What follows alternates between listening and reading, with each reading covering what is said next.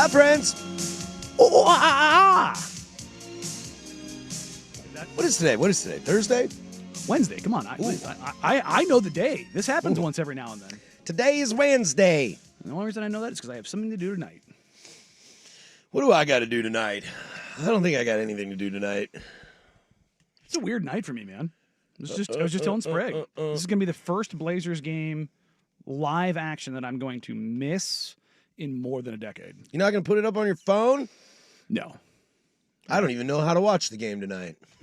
I do. I don't even know if I'm going to be able to watch the game tonight. KUNP 2.2 on your HD antenna or Xfinity channel 302. I do not have either of those. Well, you can. The antenna is pretty easy. I reached out. I was one of those. I went out and I got one for free from the team. Blazers. Yeah. Yes. Yeah, but I think they're ugly. You can hide them. You can hide it like behind your TV. You can you don't have to see it. This is not the 60s. If your TV is like mounted on the wall, you can hide it behind the TV. You can literally just tape it to the back of it. I thought it needed to be up against the window to see outside. No. Like I said, this is not the 60s. Our broadcasting is a little bit better. It's not rabbit ears. I'm still mad that this is the route I have to go. I pay so much money for watching whatever I want to watch. It's $4 and it's free after that. It's always $4. It's quite literally the cheapest option you can get. I didn't pay for mine. $4. I got mine for free. Yeah, you could have gotten it for free. And it just basically looks like an oversized mouse pad. That's stupid. But it's on the wall behind the TV. Yeah, you don't can't see it. I don't know if I'm going to go to the store and get the antenna today. What do you think happens first? Patrick gets an antenna or goes on Twitter? Antenna. Because you've already been on Twitter and left. Yeah, I mean a long time ago. Yeah. Yeah, I mean. So I'm going to go with the that time antenna. is coming to an end. I don't know. We've gone this far and I'm still doing okay. Yeah, that's because I'm still getting everything organized. I don't know. Everything's still holding it together, my friends. Gonna be there. The old Reddit running strong in P. Harris's veins, let me tell you. Gonna be there. I got called out at the coffee shop this morning because I was on my phone when it was my turn to order. But I did have to go to my defense because the guy who ordered in front of me, first of all, couldn't figure out how to use his Apple Pay on his phone or his, when you can double click and the credit card comes up. He couldn't figure out how to use that. And he wasn't an old. And then he stood there while they were making his coffee instead of going around to the edge where you pick up said coffee. And so I was like, well, this idiot's not going to move, so I'll just sit here and start scrolling. Then they were like, Patrick, it's your turn. You done doom scrolling over there? I got called out. They know your name? Well, yeah, I go over there almost every day. Okay. Wow. Yeah. Wow. Some of them listen to our show, Danny. Oh, look at that. Good for them. Shout out them. Good for them. Thank you. Yeah. But yeah, no, I'm probably going to have a little bit of FOMO here. People have already asked me. No, Joe and I will not be doing the preseason games. We will be back starting the regular season. You got fired? No, we're doing the regular season. We're not doing preseason. But yes, Tom Dundon's coming for you, dude. I made the announcement a couple days ago. Joe Simons and I are back doing Rip City Wrap Up. So we're doing the postgame show. And when yet again? When does the postgame show start?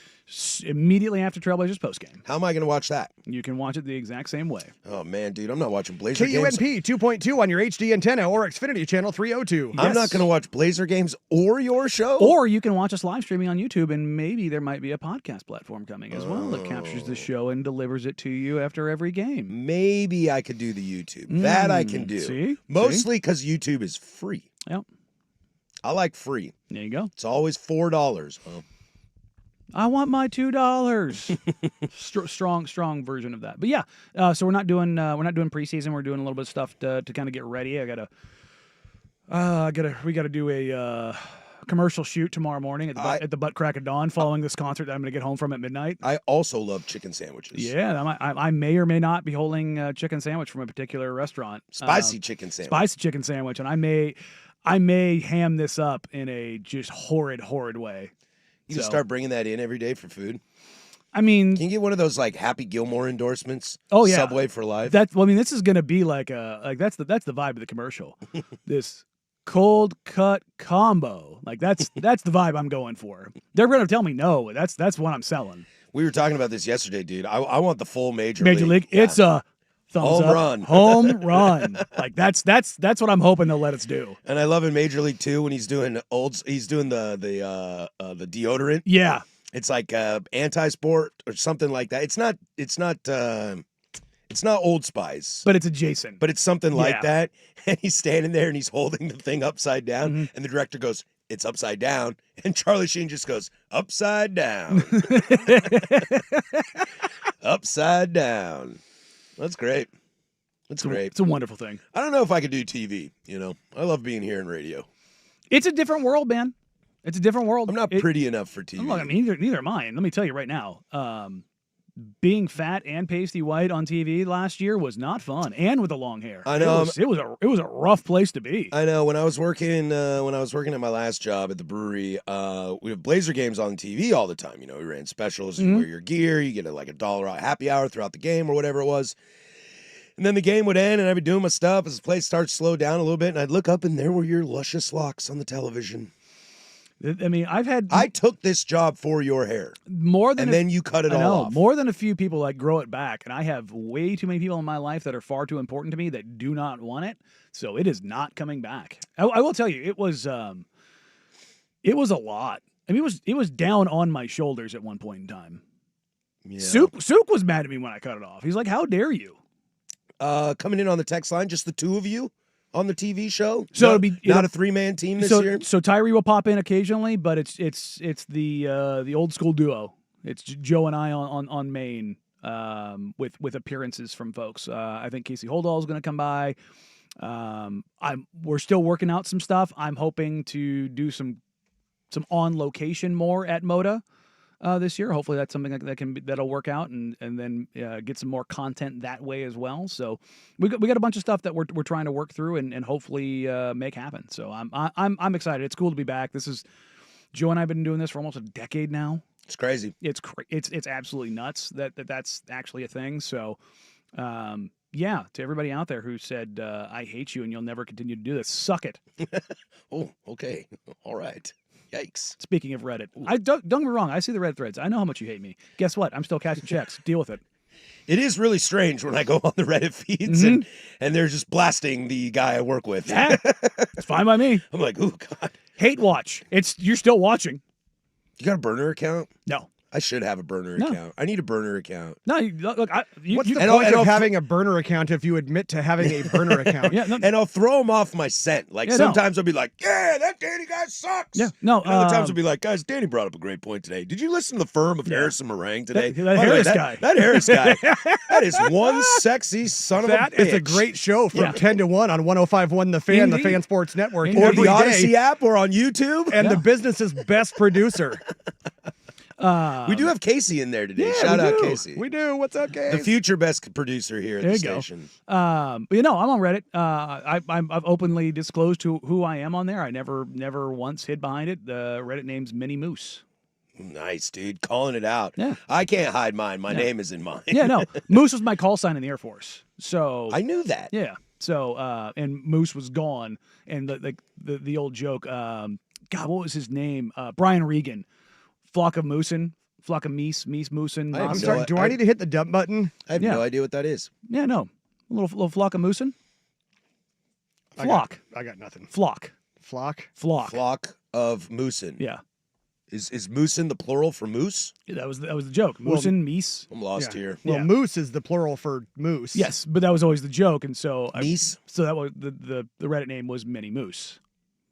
Mooses. Okay. Yeah. I'm still Moose lost. eye. I'm still lost. A pack of moosin. I'm gonna Yeah. go back to focusing on my computer here. There you go. I'm babe. You're a computer. You're a computer. Yeah, Casey. Are you a KC or a Casey as in the name? That is a great question. He's Casey, like spelled out. Okay. Yes. Like Casey at the bat. Exactly. Okay. So it's like a With a C? With a C. with a C. With a okay. C, okay. Traditional spelling. Because with the Trailblazers we have Casey Holdall, Casey, and then He is a C, yes, and then Kevin Calabro is also KC. but he's a K. yes, but he's a KC as in the initials. Oh, man, I'm so confused today. My head hurts. My head hurts too, dude, and I'm not even hungover. I tell you what, man, I'm feeling a lot better today than I had to sit in 2 hours of traffic before I got here. Dude, we're, So look, if you go back and watch that show from the beginning, I just didn't have it. It sucked the life out of me. I left work on time today, and I got to work on time today. You left work on time today? I left home on time Oh, today. okay.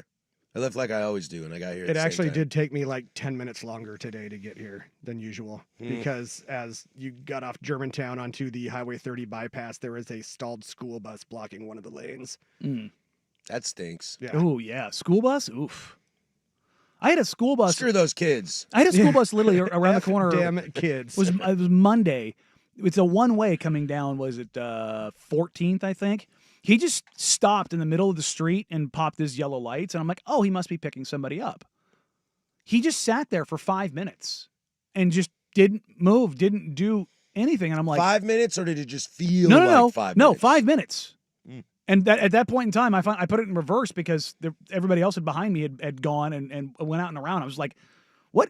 It's a one-way street. You can't just park this thing in the middle of a one-way street and just sit here, bro. What are we doing? What are we doing? Like, if you're picking people up, cool, but like, what's the deal here? Won't someone think of the children? Yeah, I was like, come on, man. Oakley dokley. Well, we got a great show for you today. Tyson Alger joins us at 10:30 like he always does as our Duck Insider. Big game against Indiana this week. I don't know if you heard about that, but you can catch that right here on the Fan Sports Network. Pre-game, post-game, during, boss man Dusty Hera on the sidelines. Should be a pretty good game, so we'll talk to Tyson about that. He'll be with us for a half hour. A little bit of baseball to get to. It is Blazer preseason tonight, so we'll start in there. Web Gems is a fun story. We'll get to some NFL. We're all over the place today. It should be a fun show. Hang out with us. We're going to have a great time. But we'll start. It's back-to-back big games for Oregon, but for very, very different reasons. The approach on that, how to tackle a big game, but in a different way.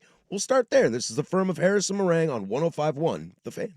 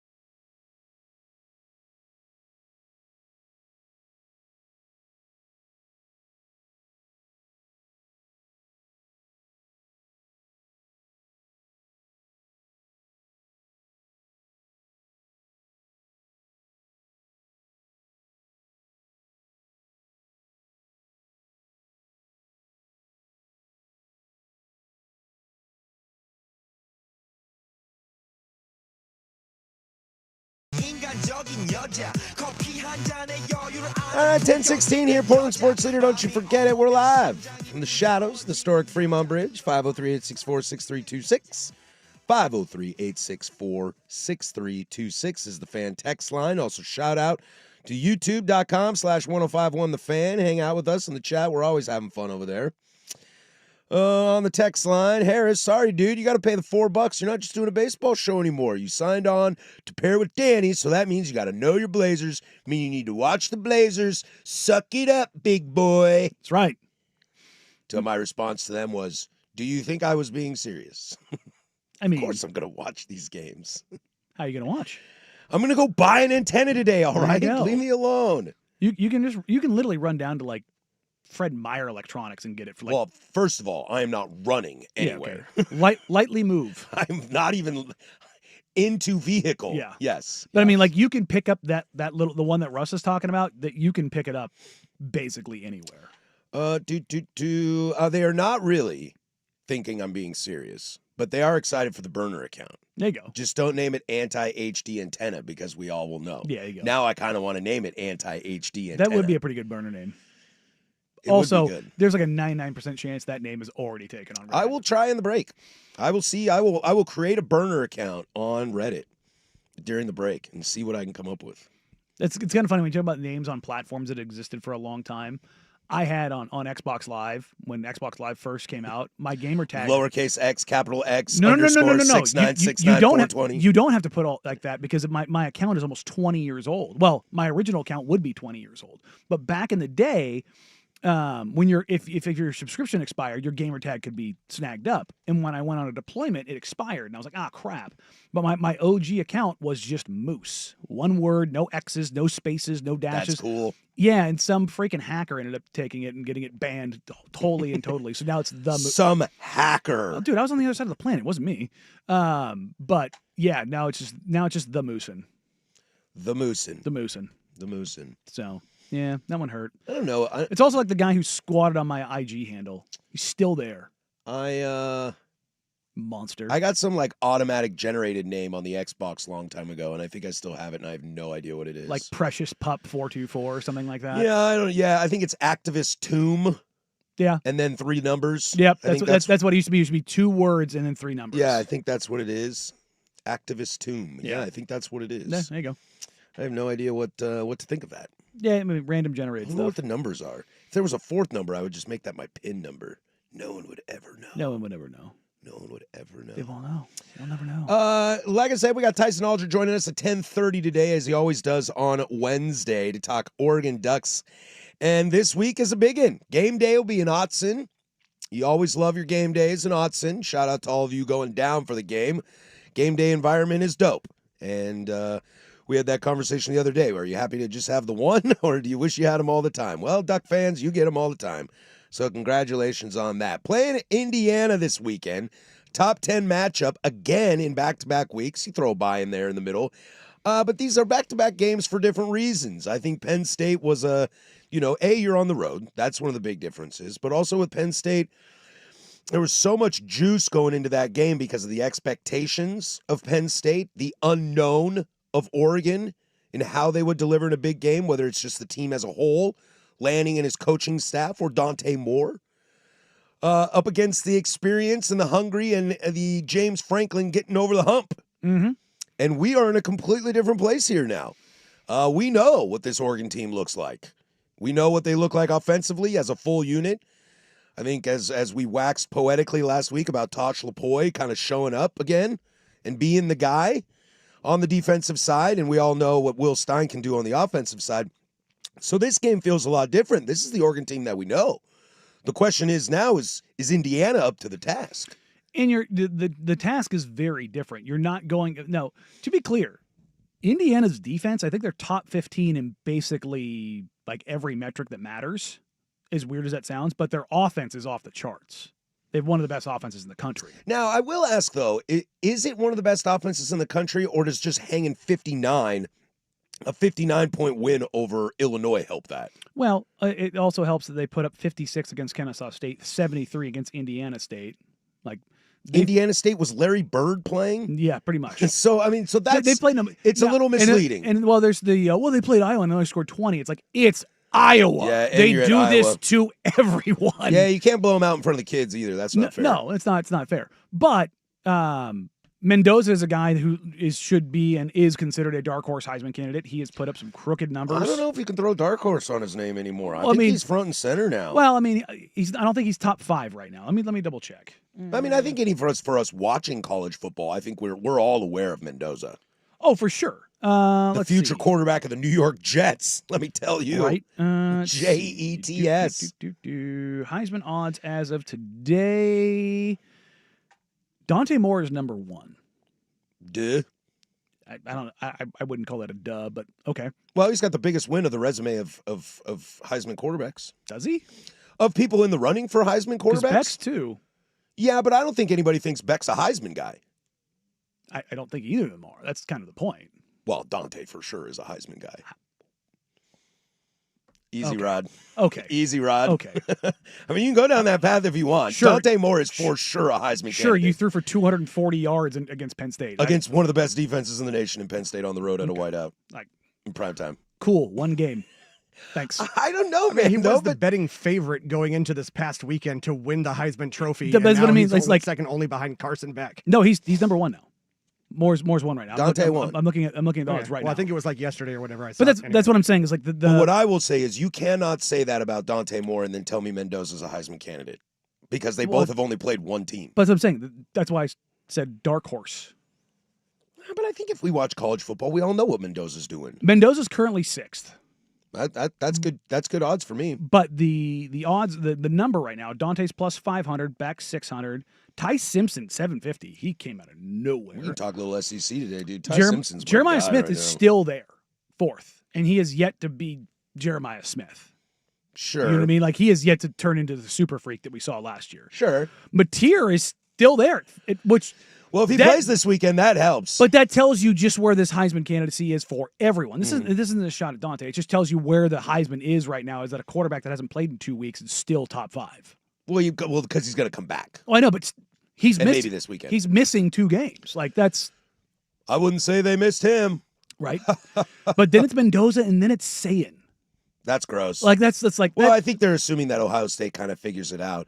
But it will be interesting to see how Mendoza handles this team because he hasn't played a defense nearly anywhere near what Oregon's going to throw at him. God, I'm looking at this list and it's just like I don't like none of these feel like Heisman. Like, Jeremiah Smith is the only player who feels like a Heisman. But he doesn't Caliber because player. that offense is But struggling. yes, but I'm talking about it's like the caliber of player and like what they're capable of like being the best player in the like Heisman's the best player in the country. Mhm. Dante Moore is not the best player in the country. I don't think the Heisman is always the best player in the country. Otherwise, Andrew Luck would have 2 of those. I know, but also in that category, who did he lose to? Probably running backs from Alabama. Who were Not the best players in college football. insanely productive. Sure, but the Heisman is not the best player in college football. It's the most outstanding player in college football. Outstanding is different than best. But you understand what I'm saying? Totally. Nobody has looked like the most outstanding player in the country. Nobody. Right. And that's what I'm saying. It's not a shot at Dante. It's not a shot at Beck or any of those guys. None of these guys have looked like that's the most important, most outstanding, best player. Like last year with Hunter and Genty, we knew Mhm. those are the 2 best, most important players in the country right now. They were such game breakers that you were just like, yeah. It's so weird that college football has yet to have one of those guys this season. Well, we're only halfway through. No, and I'll tell you what, we keep talking about how this season is weird, and this is where things really start. Most teams have not played multiple opponents of quality. Miami's the outlier here. They're really the only resume that I know across the they've board played teams. that they have played multiple Yes. teams. Notre Dame has played multiple Yes. teams. They fell short twice. They've lost twice. In 1-score games. This is Indiana and Oregon's second shot in a big game. Yes, And, and Texas Red River rivalries this weekend as well. The SEC's now all over the place. So the analytics have this game 70-30. Likely win predictor in Oregon's favor. It's a 7.5 point spread right now. It's such a big spread. That's a big, but for it a is top also 10 matchup. it has been basically cut in half since the beginning of the season. Well, we didn't know what to expect from but Indiana. But that's what I mean. Like that just kind of shows you where the adjustment has happened over the course of the season. Well, and what, like a day or two ago, was it an 8.5? Yeah. I think so. Yeah. Well, I mean, it tells you there's some money coming on Indiana. Like that's pretty clear. I'm gonna pick Oregon to win. I think I'm probably at that same 70-30 level. But this is going to be a different. This is where we kind of started. This is a different test for Oregon, and I think the test is they're playing a team that offensively can actually hurt you. Penn State is not a team that was capable of hurting you. No, they're offensively challenged. Indiana is not, and we can say, well, they haven't really played anybody, and But the one team they did play, they stunted on them. So. So that's the thing is like. I look at them. They've got a quarterback in Mendoza. They've got 2 wide receivers in Cooper Jr. and Elijah Surratt. They've got a running game. Their defense is like it's not the best defense in the country, but it's capable. Mm-hmm. But that offense is going to stress you, and this is the test for Oregon. Do they come out a little bit slower, or is the offense good enough to be like it's a supersized version of Ohio State Washington? Where you're like, yeah, Washington's offense should be pretty good, but Ohio State defense is nuts. It's like, who kind of wins that? Yeah. Because Ohio State's offense was kind of meh, but you also knew Washington's defense wasn't there. Yeah, it'll be interesting. I mean, we all know that, Stein was pretty conservative in play calling against Penn State. Yeah, do they go that same route and kind of slow burn into this game, or do you want to test that Indiana defense early? Well, that'll be the real question. And that's what I'm talking about. The other side, though, is do you think Cignetti's going to come out and play this slow? No. I know what Cignetti's going to do. I don't know what Lanning's going to do. And that to me, that's what makes this interesting. Does Cignetti try to put his foot on the gas early and take Autzen out of it, which that's a difficult task? Well, I think you have to. I think you can't. Right? You have to jump out to a lead because I think if Oregon's offense starts clicking early, you're in for a rough day. It's going to be really hard with the amount of talent. The amount of explosion. Look, Mendoza's great, but he does not have the offense that Dante Moore has. And Cignetti is a great coach. He does not have the offense that Lanning and Will Stein has, in my opinion. Ooh. All around. See, I think I disagree. And because I think they're better in the running back room. I think they're better in the wide receiver room. I think they're better at quarterback. I'm going to fight you on the wide receiver pot. And Surratt and Cooper are probably going to be day 1 and day 2 wide receivers. I think what I'm trying to say is that I don't think Cignetti wants to get in a shootout. I think it's exactly what they want to do. Ooh, I don't know. Wanting to be in a shootout is a scary place to live. I mean, I think that's exactly what I think they want to. They want to just pour gas on this. Maybe I'm a 5 toes down kind of guy, and that's why. But I don't think I ever want to be in a shootout with anybody. It's too much on the line. Too many variables. Too much human error steps in. Well, too much late pick in the fourth quarter ends your game kind of situation. If you're talking Oregon, what's their identity? Is it their offense or their defense? Right now, the identity is Dan Lanning and being prepared. But it's defense. I would say so. I think the identity leans closer to complete team.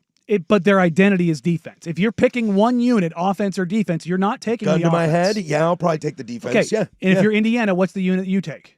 Offense. Okay, so which way are you going to lean?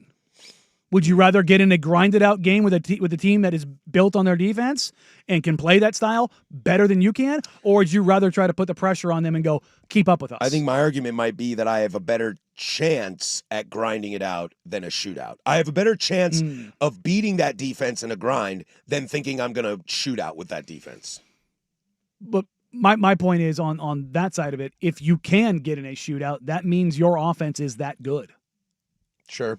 And if that's what you trust and that's what you believe in, I think that's where they're going to try to hang their hat. I could be wrong, but I mean, what the spread the total on this is actually relatively high, 54.5. It's not crazy high, but that's I might take the over on that. I think I would too. I mean, Oregon Penn State went to overtime, was 54. Like, do you think Indiana's only going to 17-3 at one point and it was not going to be 54? No, but do you think Indiana's going to spend an entire half being inept offensively? Depends on Oregon's defense. No, I don't expect it. Not to be Penn State inept. Yeah. All right, we come back. We'll bring Tyson Alger on as he's our Ducks guy from the I-5 corridor. Look out, Eugene Springfield. We'll chat with him about this game and what it means and what to expect from the team as they come through. So stick with us. But first, we'll toss it to Russ with sports. Now, from the George McCoy and Warren Allen Sports Desk, a Sports Center update on the Fan Sports Network, 105.1 FM and 1080 AM. First on The Fan, all four MLB Division Series in action today. It all starts with the Mariners trying to put away the Tigers in Detroit. 12:08 first pitch on FS1. Bryce Miller on the bump for Seattle. Casey Mize for Detroit. We'll have coverage on 910 ESPN Portland starting at 11:30. From Wrigley Field, at 2:08 on TBS, True TV, and HBO Max. The Cubs looking to extend their series with the Brewers. They're down 0-2. Jamison Taillon opposite Quinn Priester for Milwaukee. 910 will join this one in progress after Mariners Tigers. Then we head to the Bronx as the Yankees look to force a Game 5 against the Red Sox. 4:08 first pitch on FS1. Cam Schlittler versus Louis Varland. And the nightcap, the Dodgers looking to end the Phillies season at Chavez Ravine. 6:08 first pitch on TBS, True TV, and HBO Max. This one will also be on 910 ESPN Portland. Trailblazers begin their preseason slate tonight against the Warriors in San Francisco. Head coach Chauncey Billups has said he will use several different starting lineups in the preseason. 7 o'clock on KUNP, that's 2.2 on your antenna or Xfinity Channel 302. And in the NFL, Bengals head coach Zach Taylor says newly acquired quarterback Joe Flacco will take all of the first team reps and start Sunday against the Packers. More sports scores and stories in 30 minutes. I'm Jeff Rust from the George McCoy at Warren Allen Sports Desk. Hurt and missing work? Insurance companies acting like jerks? Don't call your mom. Call George McCoy at warrenallen.com. The Fan is live on YouTube and Twitch. And now Window Nation brings you on-demand videos. Watch Window Nation's Window into the Fan.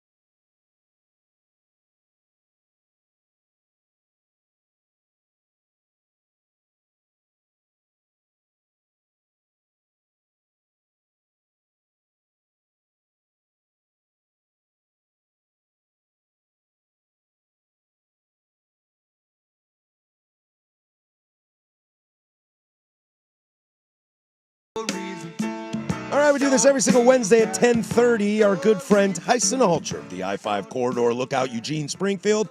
Our Ducks Insider joins us every Wednesday for a half hour to chat. And Tyson, welcome back to the show. Thanks as always for joining us. I want to start here. We'll just get right into it. Is it going to rain for the first time ever at Autzen this weekend? It's kind of looking that way, guys. Because I was told it never rains at Autzen Stadium. I can't vouch for whether precipitation has actually gotten onto the field. I have a nice cushy spot in the press box. There's that big roof overhang. So, I'm not going to come on your radio waves and disagree with the position that Oregon has been standing behind since, I believe, like 91-ish.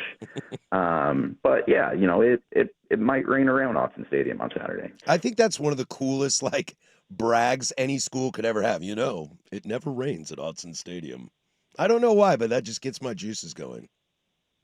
It's a simple thing. Yeah. In life. Yeah, exactly. It's Well, explain this to me, Tyson. I got a question for you. The spread for this game is like 7.5. It's been as high as 8.5. Before the season, it was double digits.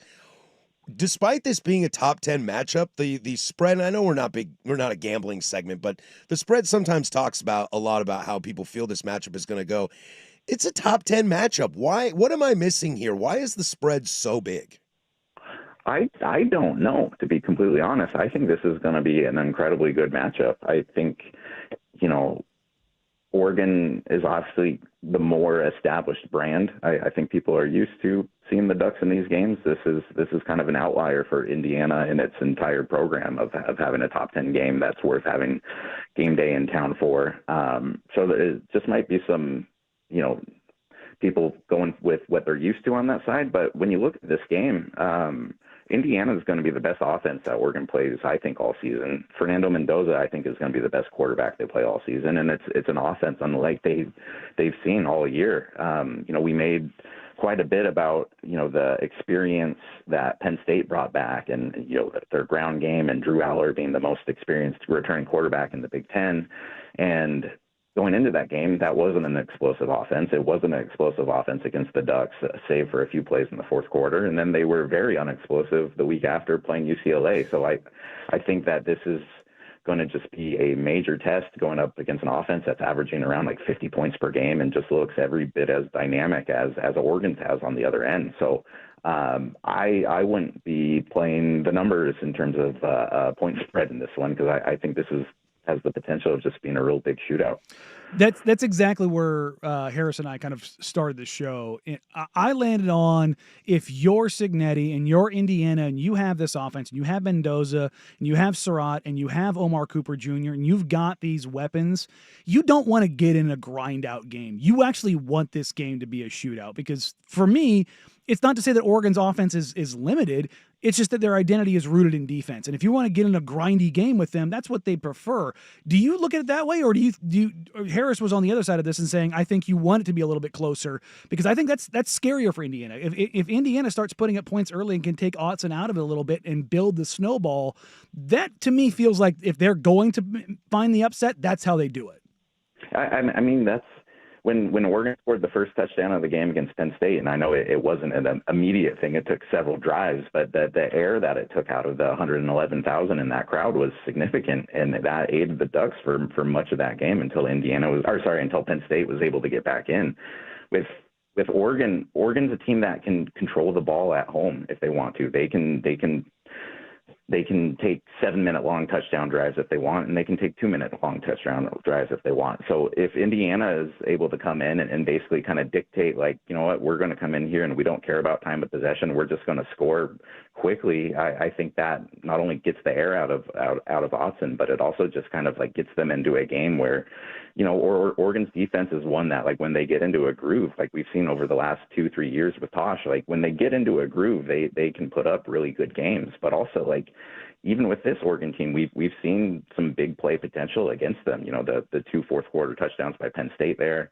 I just think Indiana's a very dangerous team and can test them in ways that we just haven't seen. Let's stick there in Autzen Stadium. Tyson Alger joins us from the I-5 Corridor Lookout, Eugene Springfield. Let's talk Autzen for a moment. For a team like Indiana that 2 years ago we'd have never expected to be in the top 10 or be in a giant matchup like this, Is there any level of preparation you can do to actually be prepared for what Autzen Stadium is like? Or is it one of those things that no matter who you are, no matter what your program is, no matter how much prep you do, when you walk in there at kickoff, it is just different? That's a good question. I mean, for a team like Indiana that probably hasn't had a whole lot of like hyped up games like this, it's going to be jarring regardless. You know, Autzen's an illusion. You get in there and you start doing the math, and it's like 59,000 people can't be this loud, and then it just happens. You know, it might not be the full base or floor level that like a crowd double the size can be, but I've been to a lot of college football stadiums now in my career, and I don't think any one that I've been to hits like the high gear at the right moments quite like Autzen does. Now, there are ways that you can go about preparing for it. We saw the way that Oregon going into Penn State, they spent like the entire week with basically like boom boxes in the huddle, like trying to like rattle them and get them used to the noise. But I just think it's one of those things where you're going to have to deal with it. I think the rest of the Big Ten kind of got the picture when Ohio State fans came in and were awfully rattled by what they experienced at Autzen about a year ago. So I think that was kind of like the bat signal to the rest of the conference of, okay, like Autzen's real, like that's legit. But yeah, I mean, like Indiana hasn't had many games like this, so I think the stadium will still play a factor in that one. He's Tyson Alger, the I-5 quarter. Look out, Gene Springfield. We'll take a quick break and come back and keep you with us. And we'll get into keys to the game and what part of Oregon's offense will it take to get this done. So stick with us. We'll be right back. 105.1 The Fan.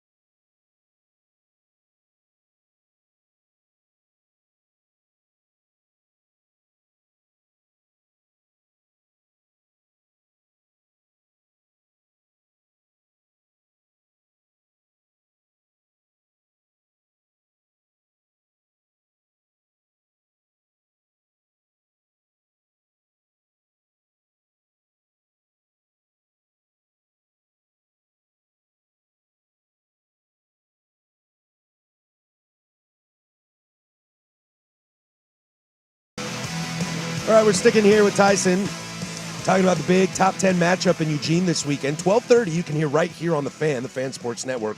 Starts at 6 a.m., I believe, with Sports Saturday with Joe Fisher and Rashad. Darn tootin'. And then the pregame is at 8:30, right, Rusty? That would be 8 o'clock, 8 top of the o'clock, hour. 8 taking o'clock. you all the way up until 10:30 when we hand it over to Jerry and Jorgie and good old Joey Mack and Dusty. All right. But we have Tyson here joining us again as he does every Wednesday at 10:30 for a half hour.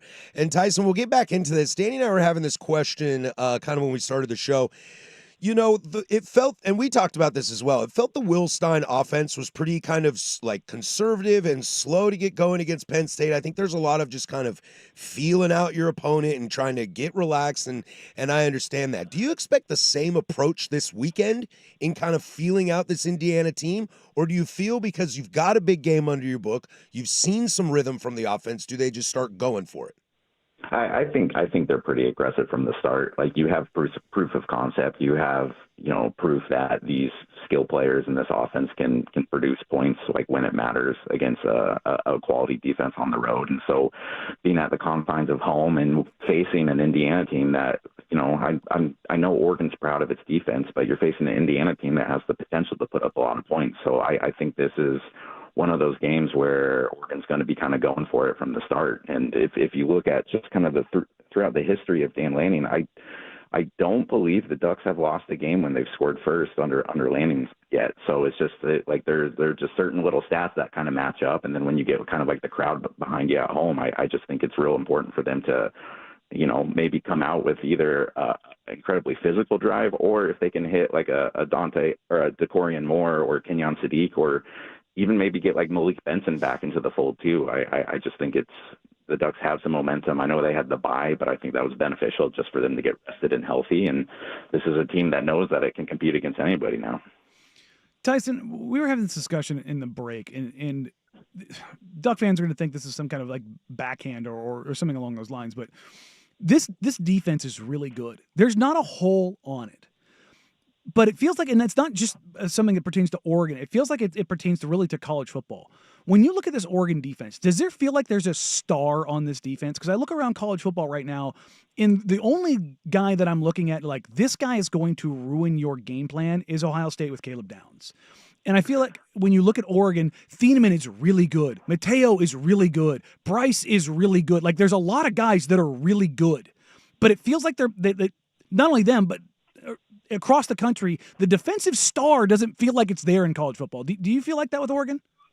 Yeah, because I mean, like, if you were to ask me like who the best defensive player on Oregon is right now, I'd have to think about it for quite a bit of time. I think Mateo is probably the closest to being a star, just because he can be, from game to game, a potential game wrecker, just where he's coming off from the edge. But I think kind of like the magic in Oregon is that they just have like a pretty good balance of guys around that level. I mean, you're talking about Thieneman in the defensive backfield. You can talk about Betcher.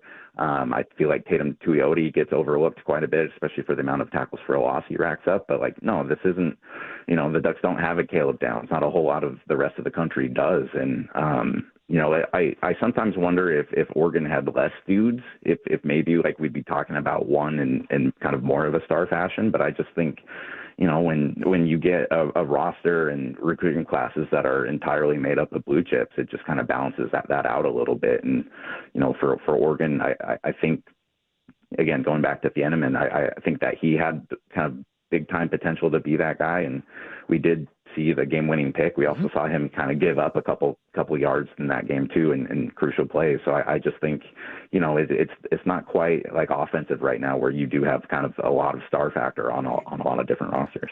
What's the unit that's going to win this game for Oregon? Is it DBs? Is it the line? Is it something offensively? What do you feel is the key, that specific group that you, Tyson, are going to be watching? I think it's a mixture of the DBs and the defensive line.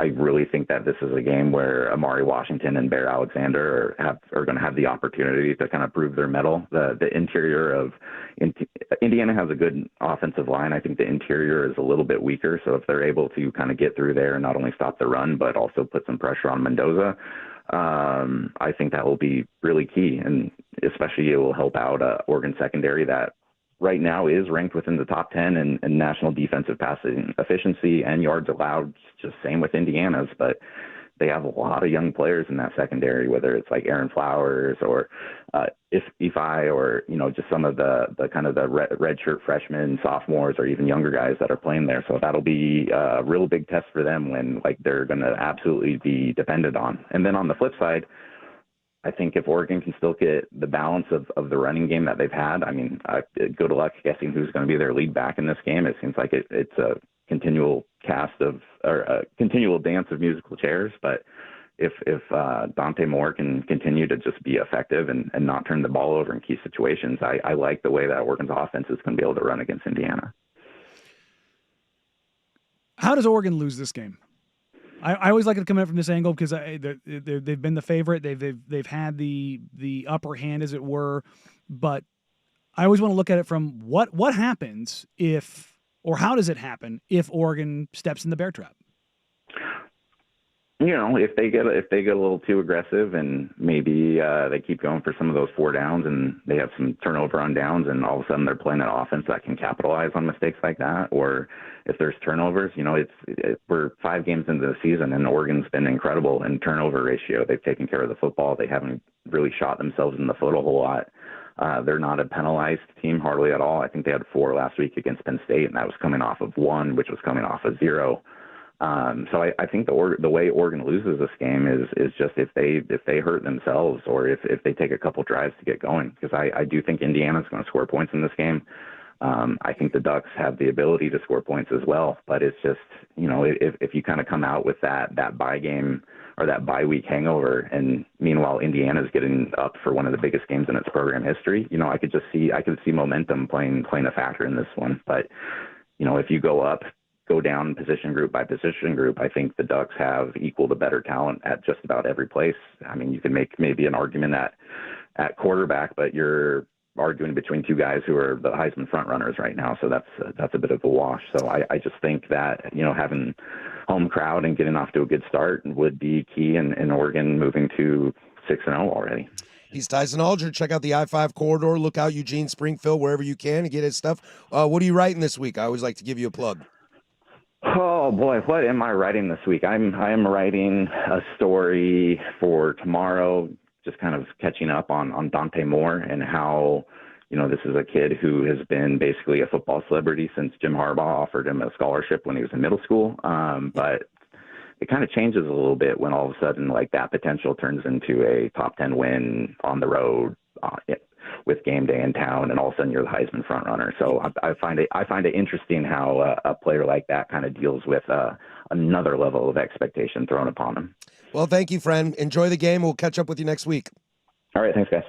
He is Tyson Alger, the I-5 corridor. Look out Eugene, Springfield. Great stuff. Great guy. Great friend of the entire station here. We love him and everything he does. You can catch him on our show every Wednesday from 10:30 to 11, as he's kind enough to give us 2 segments worth of his time as we chat about the Oregon Ducks taking on the Indiana Hoosiers in a top 10 matchup. It still feels weird to say.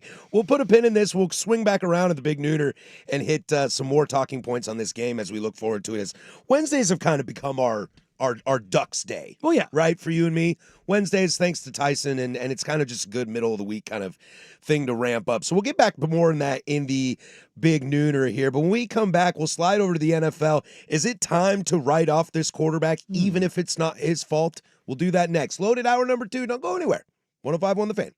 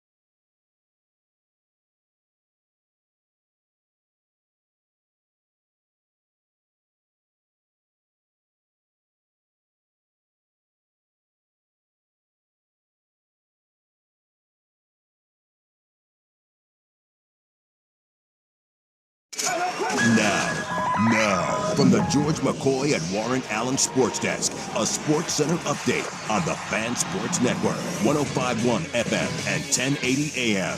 This update brought to you by Mountaintop Metal Roofing. No maintenance, energy efficient, fire resistant, and a lifetime warranty. Do it once, do it right. Visit mountaintopmetalroofing.com. First on the Fan, all 4 MLB Division Series in action today.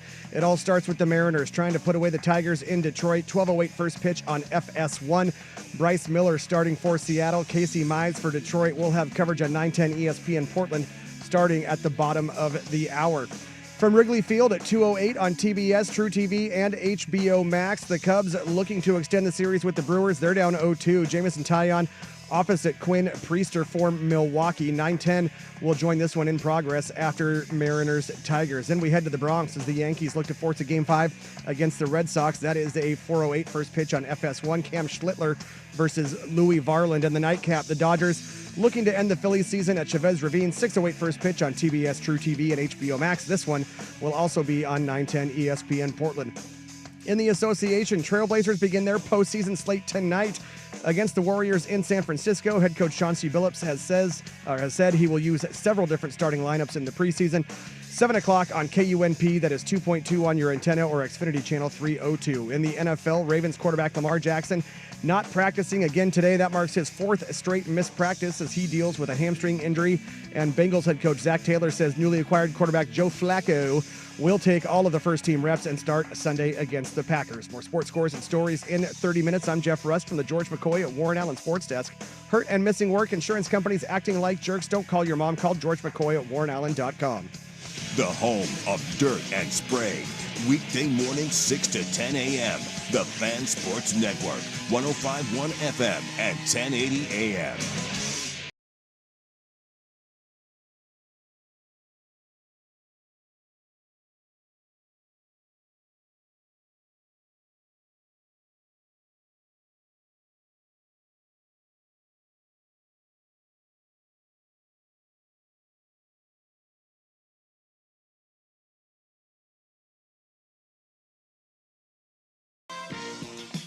All right, hour number deuce.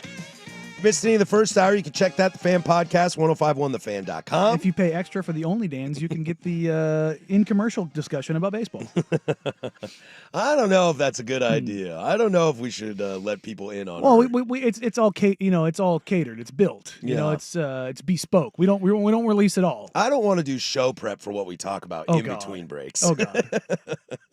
So if you missed any of the first hour, you can catch that wherever you get your podcasts, the Odyssey app, YouTube. If you missed Tyson, he's always with us on Wednesday. You can go back and check that out as well. If you missed any of the boys this morning, you can check that out as well. Hell, if you missed the club yesterday, you can check that out on YouTube, the Odyssey app, wherever you get your podcasts. A lot to get to this hour. We will take a peek at Blazers preseason tonight. I'm going to have to ask Danny how to watch Blazers preseason, because I'll be honest, I don't know if I've ever watched an NBA basketball preseason game in my life. Oh God, I've watched so many. So I'm gonna need to know. So many. I'm gonna need to know what that's like. We'll have web gems as well, plus the perception of one of the greatest players to be currently playing. But we'll start in the NFL here, and I wanted to ask this question because, you know, we were real high on him coming into the season, and I'm still real high on him right now. But the team is kind of falling apart. So is it time? Is it too early, or is it time to kind of honestly write off Justin Herbert a little bit? Not at any fault of his own, but because that team is so injury banged up on the offensive line. You know, we were laughing yesterday about the no, don't do it. Mm-hmm. When then he got lit. Damn it. You know, is this the future of him this season? I don't think I'm not saying the future of his career by any means. No. Because I love me some Justin Herbert. I did think it was funny. I was listening to the boys this morning, and they started talking about Herbert, and Sprague goes, "What's the excuse for him this time, Dirt?" And, I might be a Herbert apologist. I think me asking the question makes me a Herbert apologist. I think there's a sprinkling of that out there, for sure. He does get some passes. I am not one of those guys who, I came the other way around because I was more down on him coming out. My opinion of him has risen. Mm-hmm. So I am not the apologist. I am more of the, no, this guy's good, guys. He's very good. We need to stop doing but there is some of it that's in there. he has been hit more than Andrew Luck in his first 5 years in the league. Like, that's not a good stat. That's an insane if number. that's Like, true, that's not a good when you're stat. up there with Andrew Luck and Carr, David Carr, you're like, ugh. oh boy, that's not good. I don't think you write him off per se, but the Chargers are charging again, and it's kind of become like the 49ers, where the inevitability of injuries is a very real thing. I thought Jim Harbaugh was supposed to be the guy to bump this. It might just be the Spanos family. They just might have to sell, because Just voodoo dolls on the offensive line. They Do we moved need the Etsy witch? Yeah, is it but the Etsy witch? They moved the team, so they got him off the burial ground in San Diego. But what is going on with that? Because Herbert is a great quarterback. It's fantastic. We were talking about could this be an MVP season through the first couple weeks? And he played like it the first couple weeks. And then the injuries. All of a sudden, I'm like Chargers in the Super Bowl. It's Yeah. Chargers Packers right now. And it was and all of a sudden the injuries and the offensive line we know is beat up. We know Slater's gone for the season. Najee Harris is gone for the season. Now Amarian Hampton's out for a month, and it's like, here we go again. And it's just, it sucks, man. Even though that team's been in my division for as long as I can remember, damn near, I've never hated the Chargers. I used to be a Charger fan. Yeah, look, you've talked about In it. '98, they drafted Ryan Leaf, quarterback, Washington State Yeah. University. I was like, that's my team. But I mean, Rivers and LT and Antonio Gates and Lights Out, Lorenzo Neal, those were fun teams, man. Shoddy out there getting screwed over in the end by the Spanos family after they won 14 games. Pissed me off so much. Good God! And our answer was Norv Turner. Yeah, it's Look, tough. Cowboy fans, I know you're pissed about having Brian Callahan, but we were not stoked about Norv Turner from Marty. Yeah, after you won, Because Shoddy was dope. Yeah, didn't they go 14-2 in front of him? Sorry, not Callahan. It's Schottenheimer Yeah. in Dallas. Yeah. I said Callahan. My Well, bad. I was thinking Callahan from Callahan Auto. That's what I thought you were going with there. But yeah, it's there's always something, and yeah, to your point. You thought maybe Harbaugh would be the kind of guy to get that there. And I think the mentality and the attitude of the team is correct, but they just have some bad luck and some bad juju. And I don't fault Herbert. I don't really fault anyone. And that's kind of a weird, that makes you do the shrug emoji. You're just like, because you have changed the coach. You have changed the front office. You have changed the quarterback. You have brought in weapons. You have defensive pieces. Your offensive line on paper, when healthy, should be pretty damn good. All of these things. And we saw it for the first couple weeks. And now we're back to charging. And they've become the NFL version of Clemsoning. And you're just like, here we go again. Is it similar to Joe Burrow? Are we going to get to a point where No, we know because Herbert is good, but because of all odds working against him, that it'll just be that? Or has Burrow got more because he went to a Super Bowl? he's got more and he's been more prolific. I mean, I think he's better. Yes. I think Joe is my guy in the NFL. Joe is my guy. We're both there, but it's a good question. But because we give him the benefit of the doubt all the time, and he's legitimately hurt missing games all the time. Yep, At least Herbert's in there every day. And I think where Burrow gets that pass, and here maybe I am making an excuse for Burrow, is as bad as the Spanos family is on stuff, they're nowhere near the Brown family. Yeah, and I think there's just something about Joe because he won the Natty and the cigar, and he's a good-looking. Not that Herbert's not cool, or because Herbert, I would say the knock on Herbert is not even really a knock. He makes it kind of look easy because his tools are so prolific. He looks effortless. Yeah. And so, when you see Mahomes running around making weird plays, when you see Lamar out-athleting everybody, when you see Josh dump trucking linebackers. It's striking. It's striking to where Justin, kind of like Joe, just kind of do it. Just does like stuff. Griffey kind of just played baseball and was damn good doing it. And I feel Justin's that way a little bit too. I think in comparison, Burrow just looks like a quarterback. And you're just like, yep, that's the right arm motion. That's the right arm slot. The ball comes out his hand pretty. And not that Herbert doesn't have that. Like Griffey has universally the best swing in baseball history. If you disagree, you're wrong. I mean, Craig Counsell's was pretty great. But we all know who's number one. It was literally his logo was the silhouette of his swing because we all know how pure and beautiful it was. Mm-hmm. Herbert doesn't look bad, but you mentioned that kind of the effortlessness of everything he does. Like when you watch Lamar load up and flick, it's like, whoa, it explodes out of his hand. Like there's something about, because he's got pizzazz. In Herbert, it's not that he's like swaggerless. He's far from that, but it's also like, God, I can't believe I'm making this comparison.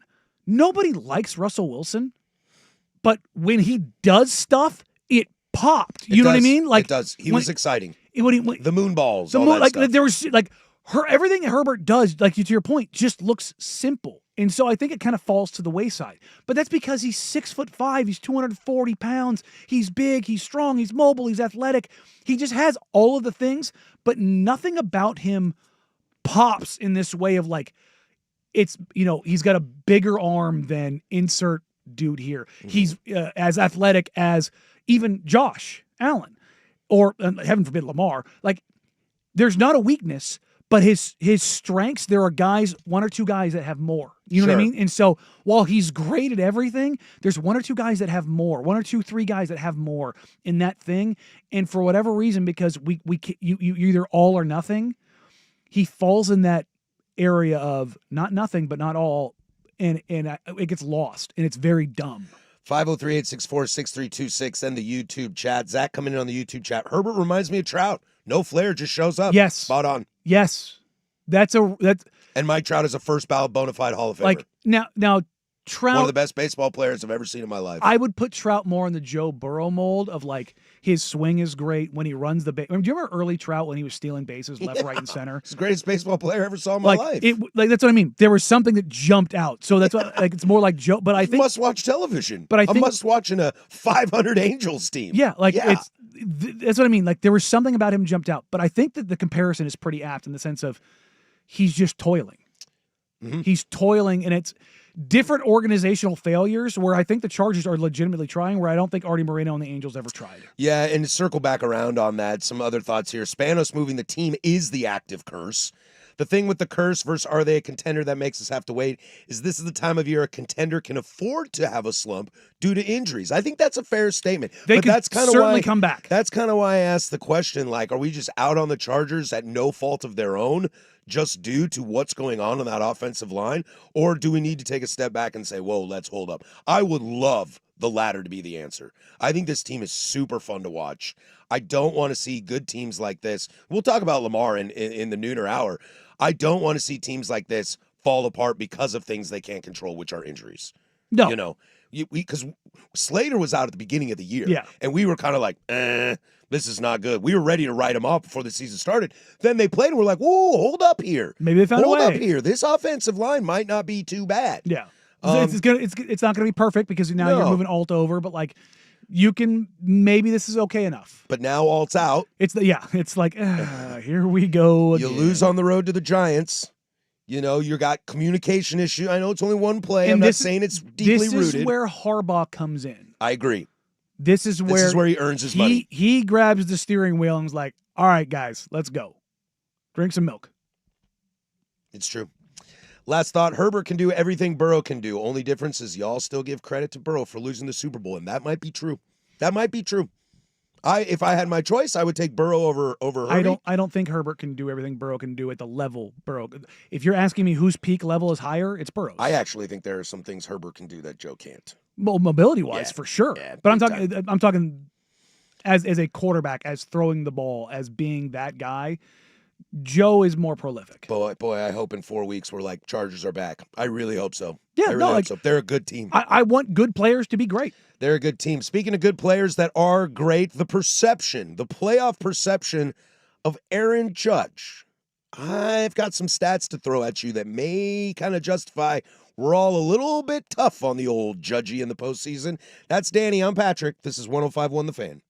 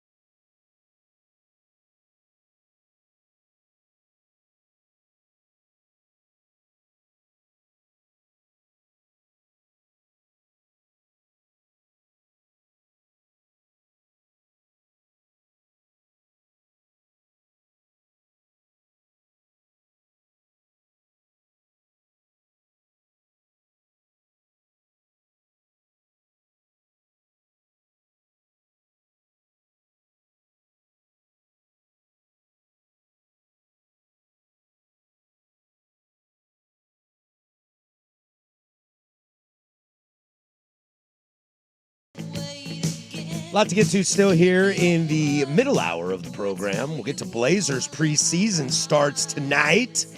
We'll get to that in 15 minutes because I got questions.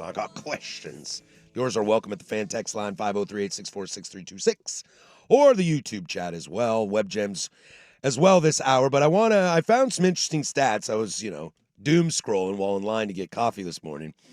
And got that coffee FU money, man. Take that, guys. I'm elite. Me and Joe Flacco. Big coffee money. Me and Joe Flacco, we're elite. You see Joe starting, by the way? For the Bengals? Flacco, yeah. I love it. I'm so here for it. But I wanted to bring this up. The perception of Aaron Judge in the postseason is blank. I said it to you before the show. I think the perception of Aaron Judge is that of pre-Clayton Kershaw getting the monkey off his back with the Dodgers. Is a failure, an A-Rod of proportions. He is a all-time regular season performer who does not have a single moment in the postseason that was worth a damn. Let me tell you something. After last night, Aaron Judge's season stats in 2025, where he will most likely win the MVP. 331 batting average, 457 on-base percentage, a slugging of 688, which gives you an OPS, which is slugging and on-base percentage combined, of 1.145. Pretty darn stupid, huh? Pretty darn stupid. In the postseason this year, Aaron Judge is batting .524 with a 600 on-base percentage, a 762 slugging, 1.362 OPS. I think it's fun to bash on the Yankees. Guilty as charged. But greatness is greatness. And just because you hit 60 home runs frequently, hit 50 every single year, are going to go down as one of the great Yankees of all time. Surefire shot to Cooperstown as he's going on right now. I don't know if the perception of Aaron Judge has been very fair.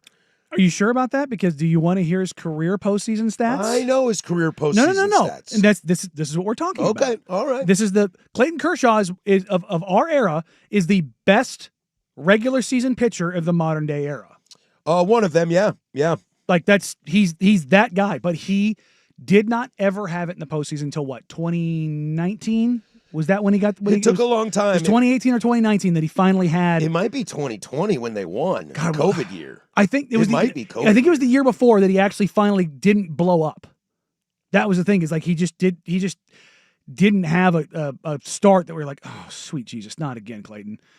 Because this is Aaron Judge's stats total, which includes this postseason. Okay. He is hitting in his career 231. 341 on base percentage. That's not good. 475 slugging. That's even worse. 817 OPS.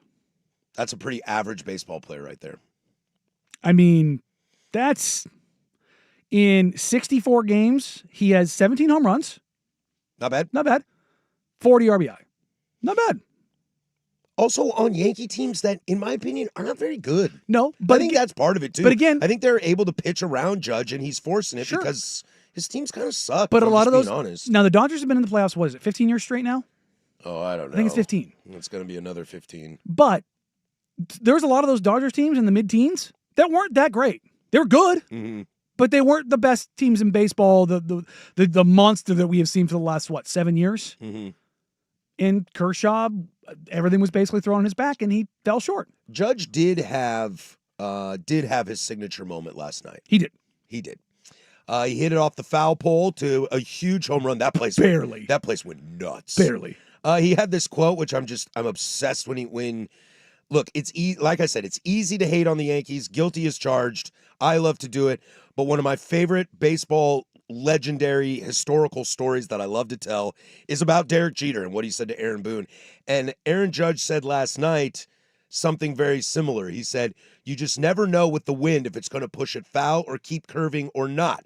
But I guess a couple ghosts out there in Monument Park helped kind of keep that fair. And that stuff gives me the heebie-jeebies all the time. Like my hair is standing up right now just reading that out loud. Your baseball hair? Oh God, because I love that stuff. If you're not romantic. Have you heard the story about Derek Jeter and Aaron Boone? Mm-mm. So when Aaron Boone hits that home run in the 11th inning off Tim Wakefield in the 2003 ALCS to send the Yanks to the World Series, he pinch hits, okay, and Wakefield comes in.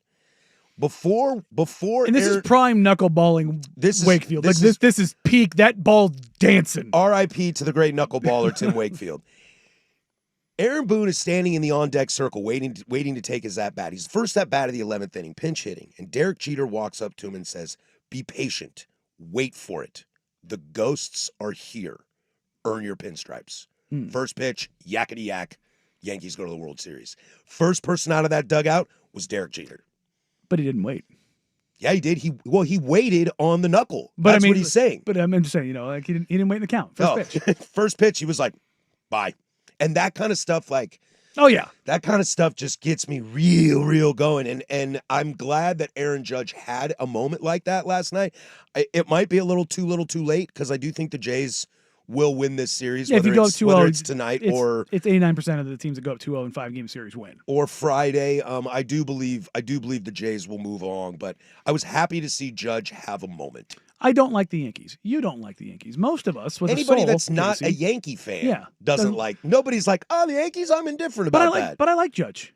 I like Stanton. Well, he's got a lot of that quality that we talk about with Mookie or Freddie Freeman or Shohei and the Dodgers. Look, none of us are rooting for the Dodgers, but it's hard to root against those three guys. They're likable baseball players. They're great dudes. You're just like, it's easy to hate Bryce Harper or Tatis or Fernando Tatis Jr. It's easy. There's plenty of heels and villains in baseball, but there's also some good guys. Mike Trout is a good guy.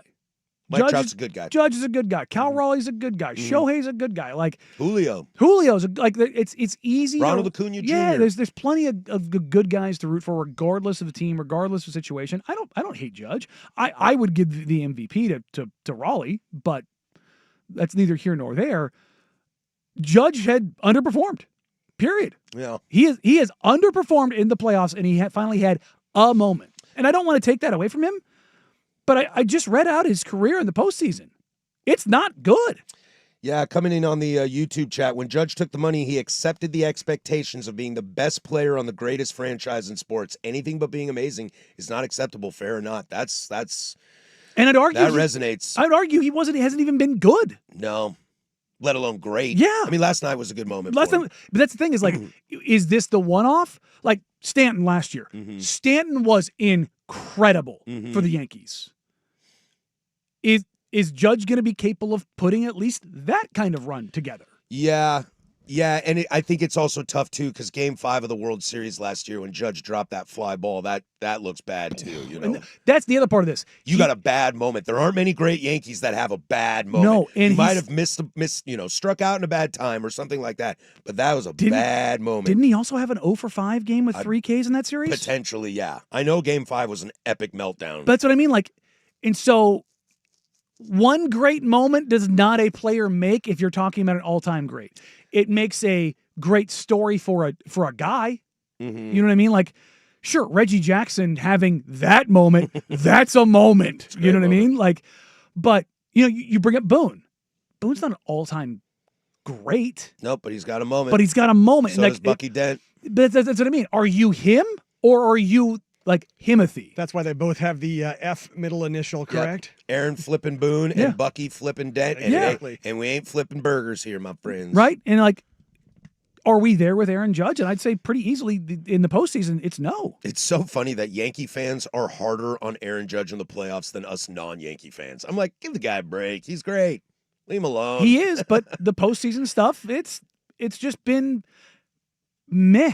The kid's on the bump tonight for the Yankees. Cam Schlittler against Louis Varland. I don't have a scouting report on Louis Varland. I thought he was still in Minnesota. I forgot that he was in Toronto. But the Schlittler's on the mound tonight.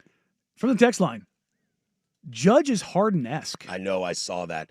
That's pretty spot on. One of the most prolific regular season guys we've ever seen that in some of the biggest moments that have been called upon him has disappeared. I know. It might be apropos. It might be correct, but I can't handle that because I hate James Harden. I know. And I don't hate Aaron Judge. No, I'm there with you. That's but some like, mean juju to throw on that guy. But I mean, you want to talk about the best regular season performer of all time that has the biggest disappearing instances in the history of sports? It's James Harden, and it's number one with a bullet.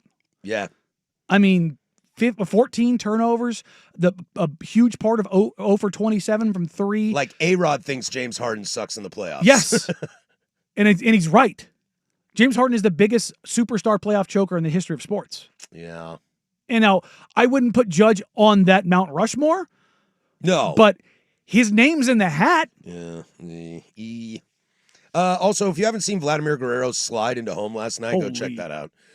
That's a big boy flying like Superman. So if you haven't seen that, go check it out. All right, when we come back, it's what everybody's been waiting for today.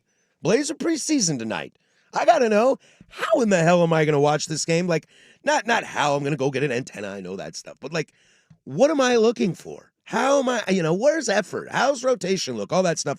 So we'll answer those questions and any of yours, 503-864-6326. But before we do that, we'll toss it to the Kahuna with sports. You ever had a big Kahuna burger?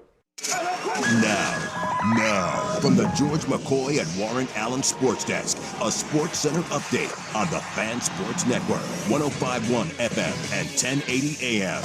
This update brought to you by Grand Central Bowl Arcade and Sports Bar, your Ducks game day headquarters in Portland. First on the Fan, all 4 MLB Division Series in action today. It all starts with the Mariners trying to put away the Tigers in Detroit. 12:08 first pitch on FS1. Bryce Miller starting for Seattle. Casey Mize for Detroit. Coverage on 910 ESPN Portland getting started just about now. From Wrigley Field at 2:08 on TBS, True TV, and HBO Max, the Cubbies looking to extend the series with the Brewers. They're down 0-2. Jamison Taillon opposite Quinn Priester for Milwaukee. 910 will join this one in progress following Mariners Tigers. Then we head to the Bronx. The Yankees looking to force a Game 5 against the Red Sox. 4:08 first pitch on FS1. Cam Schlittler versus Louis Varland. And the nightcap, the Dodgers looking to end the Phillies season at Chavez Ravine. 6:08 first pitch on TBS, True TV, and HBO Max. Aaron Nola for Philly. Yoshinobu Yamamoto for LA. This one will also be on 910 ESPN Portland. The Trailblazers begin their preseason slate tonight against the Warriors in San Francisco. Head coach Chauncey Billups has said he will use several different starting lineups throughout the preseason. 7 o'clock on KUNP, that's 2.2 on your antenna, or Xfinity Channel 302. In the NFL, Ravens quarterback Lamar Jackson not practicing again today. That marks his 4th straight missed practice as he deals with a hamstring injury. And Bengals head coach Zach Taylor says newly acquired quarterback Joe Flacco will take all of the first-team reps and start Sunday against the Packers. More sports scores and stories in 30 minutes. I'm Jeff Rust from the George McCoy at Warren Allen Sports Desk. Hurt and missing work, insurance companies acting like jerks. Don't call your mom. Call George McCoy at warrenallen.com. The home of Ducks Game Day. Before and after every Ducks football game this season. The Fan Sports Network, 105.1 FM and 1080 AM.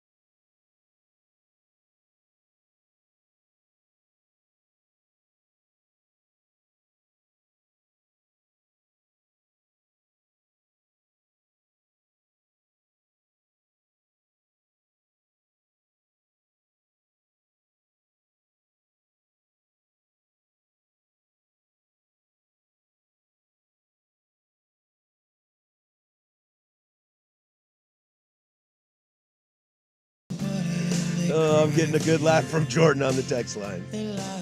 Anytime somebody makes fun of James Harden, I'm totally in. Yeah, I mean, he's on the list of guys that's not likable. Yeah, I don't know if there's many NBA guys that I've ever watched in my life that I've hated more than him. Karl Malone's up there pretty high. I always hated him. But it's not because James Harden's which is tough because I love Stockton. Well, I mean, Harden's not a quote-unquote bad Not a dude. bad Like dude. nothing criminal. Like, it's just, fat suit James Harden and then He seems kind of like a douche, too. I mean, if you've ever read any like the profile pieces that were done on him earlier in his career, those have stopped happening because every time you read them, you're like, oh. Oh, I watched him with my eyeballs at Arizona State because I saw him play the Cougs a bunch in college basketball. There's a reason he was number 3 overall pick. Oh, I know. I watched it and I was like, oh.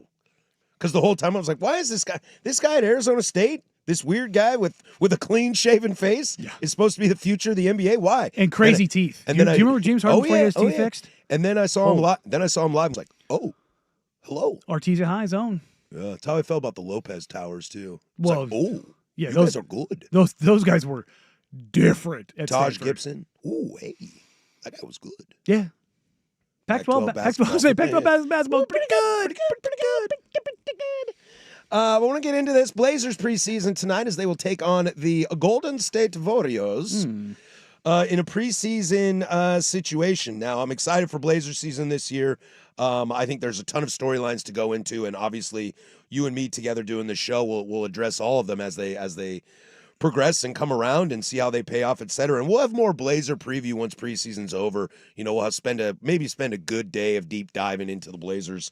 But I'm curious, Danny, from your perspective, but also from me as, let's lump me into the casual Blazer fan, okay? I'm the casual Blazer fan on this station. I know a lot of you out there are pretty hardcores, but let's keep it kind of easy.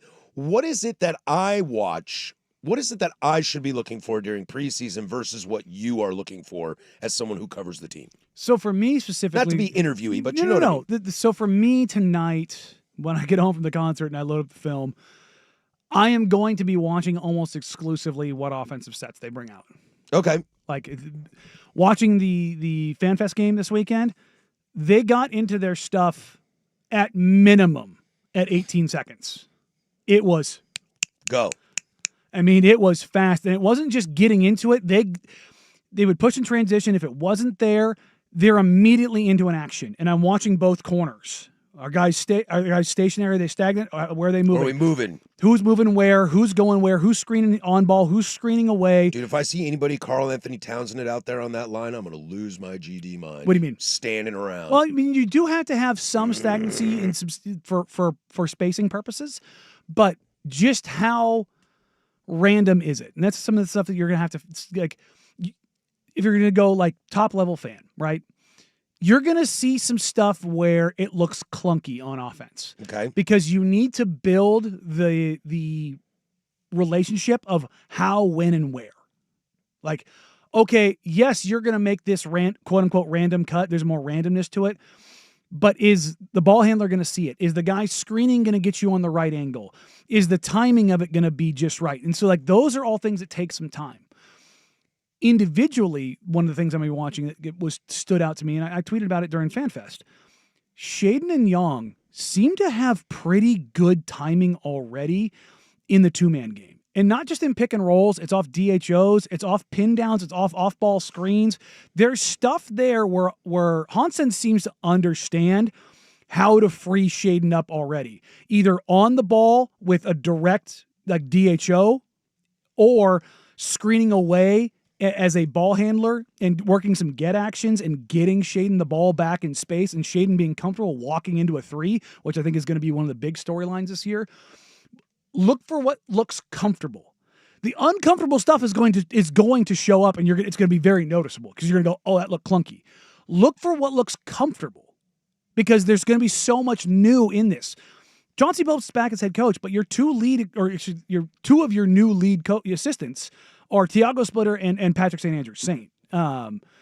What they implement and how they implement it. Nate Bjorkgren is going to be running the defense. And Tiago and Saint are going to be running offense and some of the defense as well, like some of the principles and everything that kind of goes in there.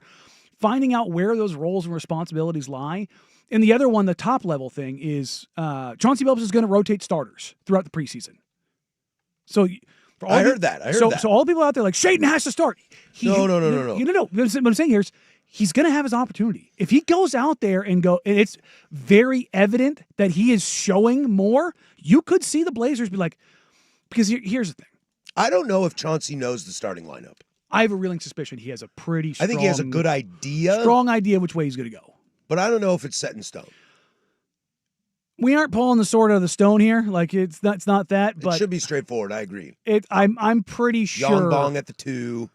Yeah, definitely not. Donovan Clingan at the 1. Yeah. You know what? ESPN had Denny at the 2 in their player rankings. But and I'm you've been saying that. no, You've been saying 2. 2 is the Tumani. 2. We got to start saying Tumani. Yeah, 2 is at the It 2. throws me off when you say Yeah, 2. No, for my money right now, Drew at the 1, 2 at the 2, Denny at the 3, JG at the 4, Donovan at the 5 is going to be your opening night starting lineup. I don't think that's going to change. Kling Kong, that's my guy. But let's see if Shaden goes out there. Because here's the thing. You can't tell Jeremy Grant or anybody else that we're going to carve this spot out for you, this guy who's not as good as you. I don't care where you are in your career. Yeah. You don't see, everyone's like, good teams do that. No, they don't. They don't.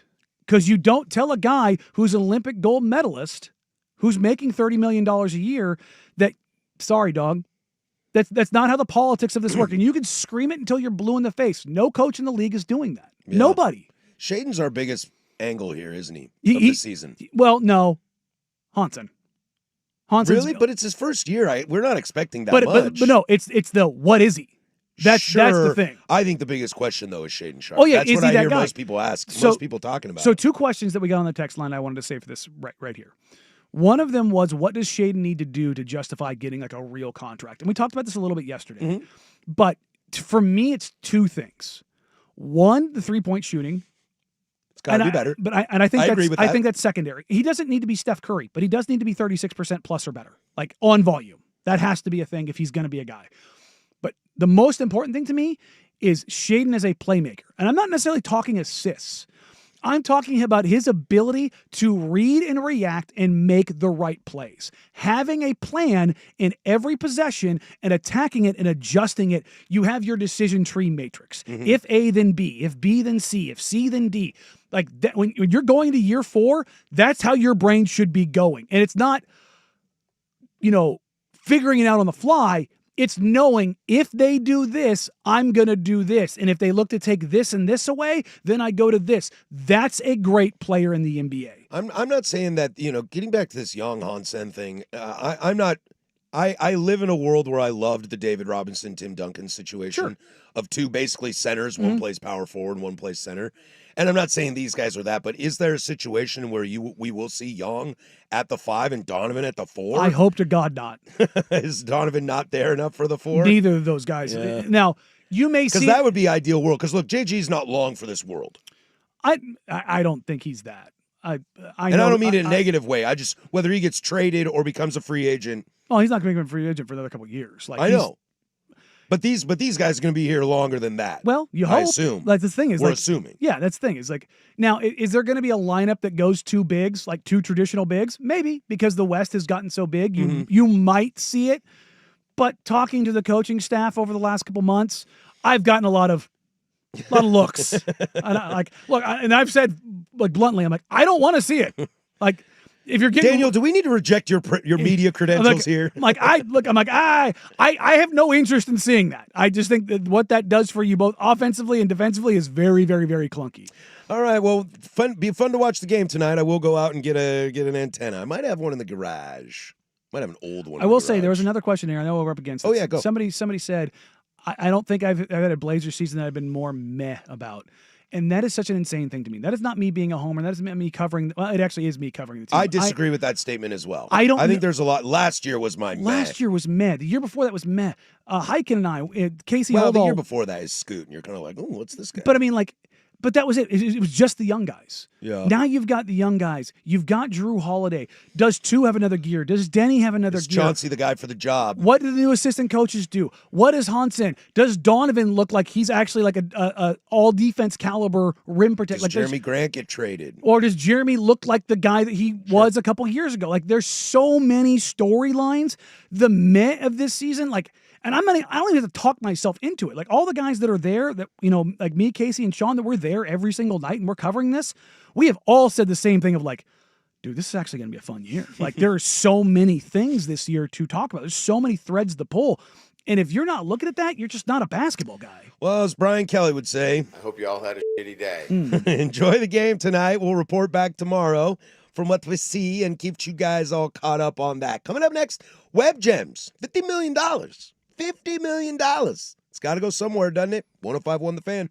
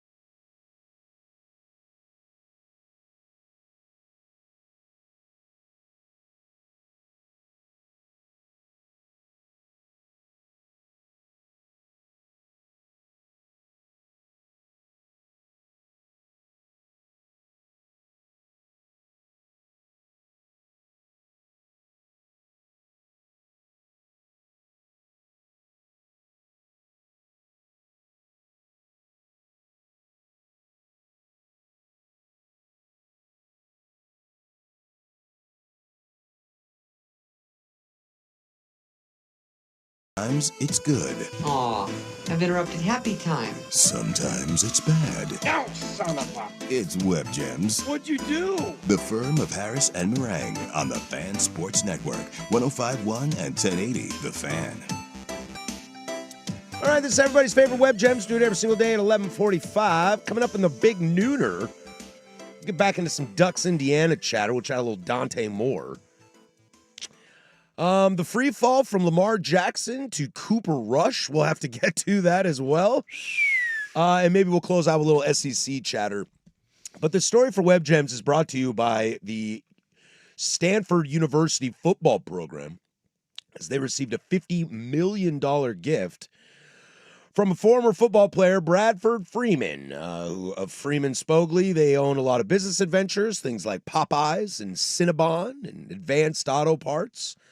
He gave $50 million to the school. And what's interesting about this is Stanford is in a very, very interesting spot. I think schools like Stanford, Cal, Notre Dame, the teams that have always struggled in college football due to their own institutional standards, whether you want to cry wolf for them or not. Stanford has kind of taken a pretty big back seat of late. Once an NIL came in and people were getting paid to do stuff, it felt like Stanford was in a spot where they could easily be left behind. Enter Andrew Luck. Enter Frank Wright. I know he's the intern, but enter him. Building some stability into the program. Though paging Oregon State, those are the kind of things you do to instill faith in your program. Because now you got guys like this Freeman guy. $50 million is huge in college football. Well, it might not be a lot of money for this guy. I don't know what he's worth, but looking at their portfolio, like they're worth a lot of money. Well, Stanford has the single biggest endowment in the country. If they want to tap into it, I think it's 34 or 36 billion. Right, but they keep it for their academia. Yes, because that's more important. And I don't fault them for that. No. But I'm saying if they want to, they can. They have more money than anybody in the country, and it's not close if they want to do it. But I think the important thing about this donation is it is not tabbed for anything other than football. And that's huge. And not buildings, not institutional things. It is for football and players. It is not about anything else. It is a direct infusion of cash into the program. And I think a lot of that has to do with a man named Andrew Luck. It is 100% everything to do with Andrew Luck. And if you're looking around, if you're a program that is faltering, Oregon State, paging Oregon State, like this guy might not have NVIDIA type money, but he's got enough money to give you $50 million. And why? It's because there's somebody there who looks like they're in charge. And that's Andrew Luck.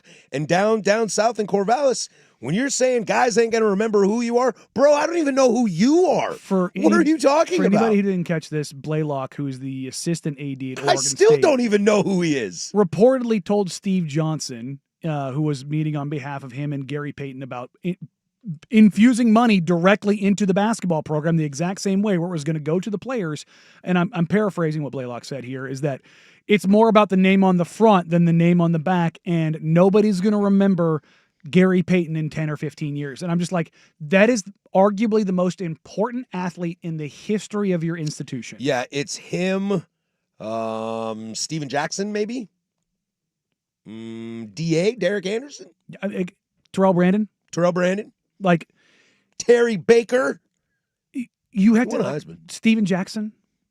I said Steven Jackson. But I'm sorry, Yeah. the Rogers brothers? Yeah. Like, I heard the guys this morning, Cook. like, why aren't the Rogers brothers down there running things?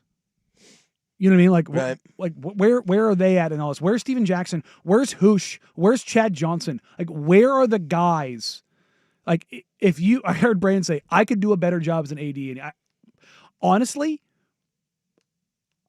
I could actually give that thought. Well, yeah. Because somebody who would give a damn and be like, guys, look, I know. We're sorry. Let's open up the doors. Let's bring back the flock. Let's make sure we're bringing our alumni in. Let's make sure that we go get and I'm not just saying you have to stay in house, but you bring the stuff and the people back who matter to the institution. That's what Stanford did. Stanford was in the dark ages. Dude, I told you, I say it every single week. I watched Stanford play Hawaii. I will never get that time back. It was some god-awful football. They are not good. But they are not good this if year. I told you that they were getting their stuff together, would you believe it? Yes.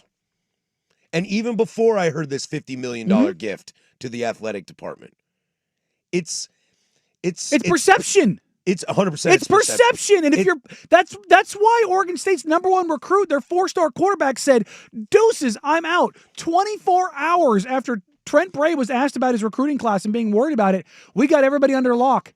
24 hours later, your number one recruit said deuces. To Fresno State. To Fresno State. That's conference rival, man. I mean, brother. You were getting killed because Terrell Brandon went to Oregon.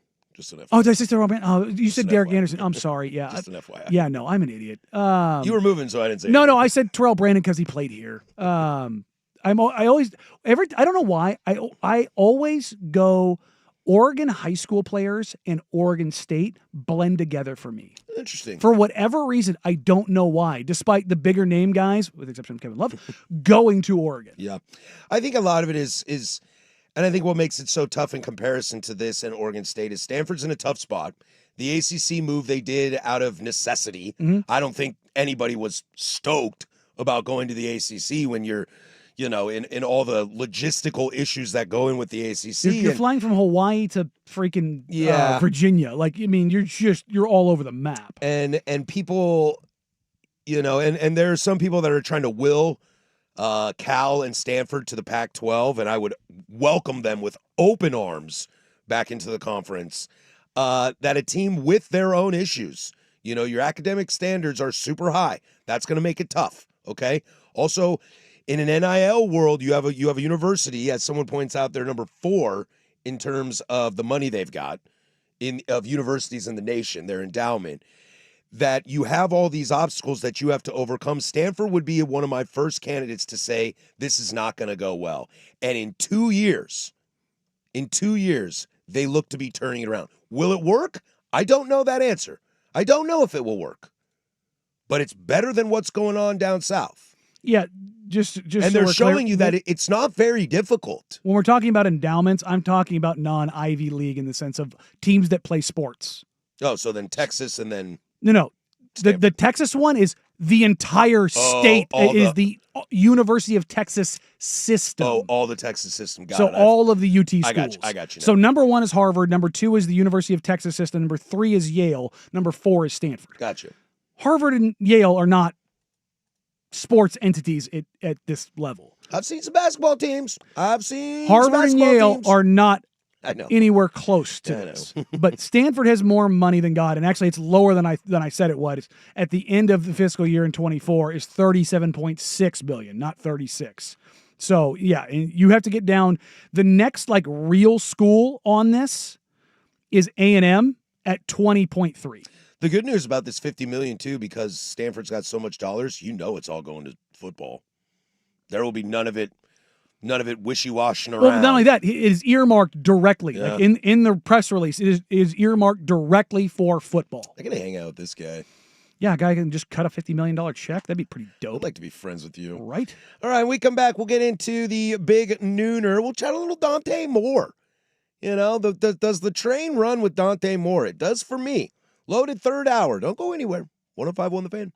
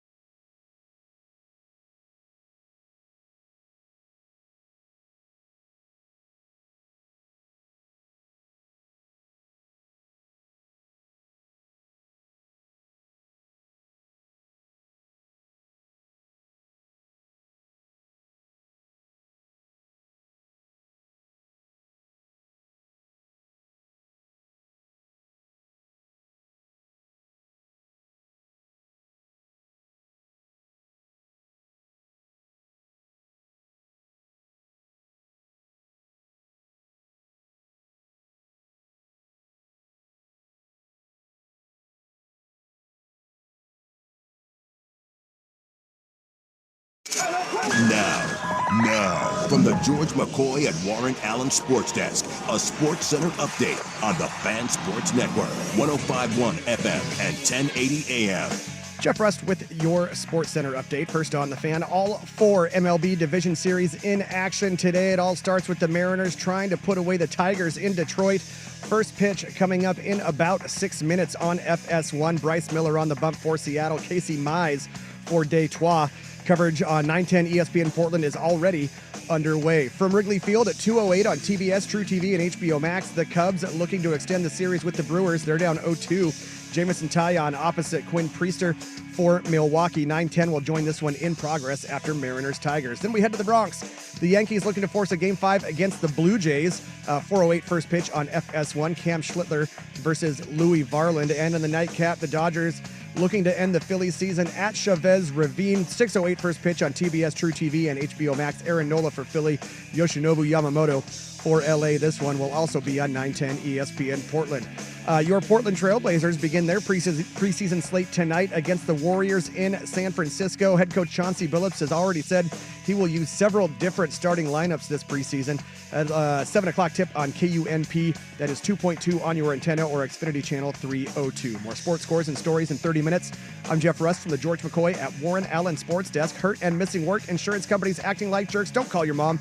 Call George McCoy at warrenallen.com.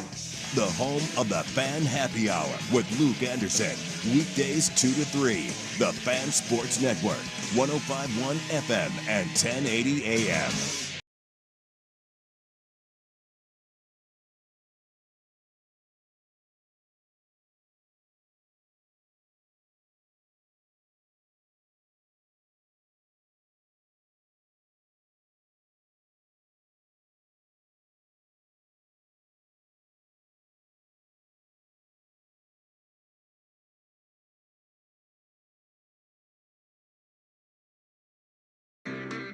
All right, 2 down, 1 to go here. The firm of Harris and Meringue. After us, you'll get Ducks Insider with Joey Mack from 1 to 2. Happy Hour, Fan Happy Hour with Jordan Schultz again, filling in for Luke Anderson from 2 to 3. And then it's prime time, 3 to 7. Take you all the way home, finishing up 13 hours of continuous live, local, and regional sports talk radio. There's going to be baseball on our sister station 910 all day. So if you want some baseball, can go over there, hang out with us. Multitask. I'm going to be watching baseball all day.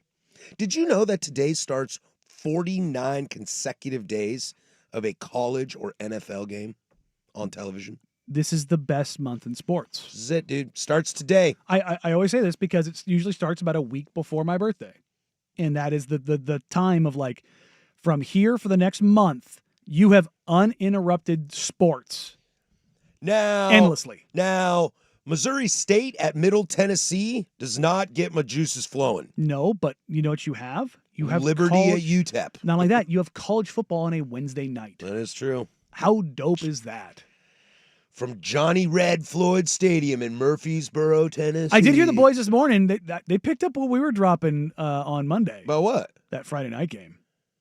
That North Texas USF game. Dude, North Texas, man. Like, that's...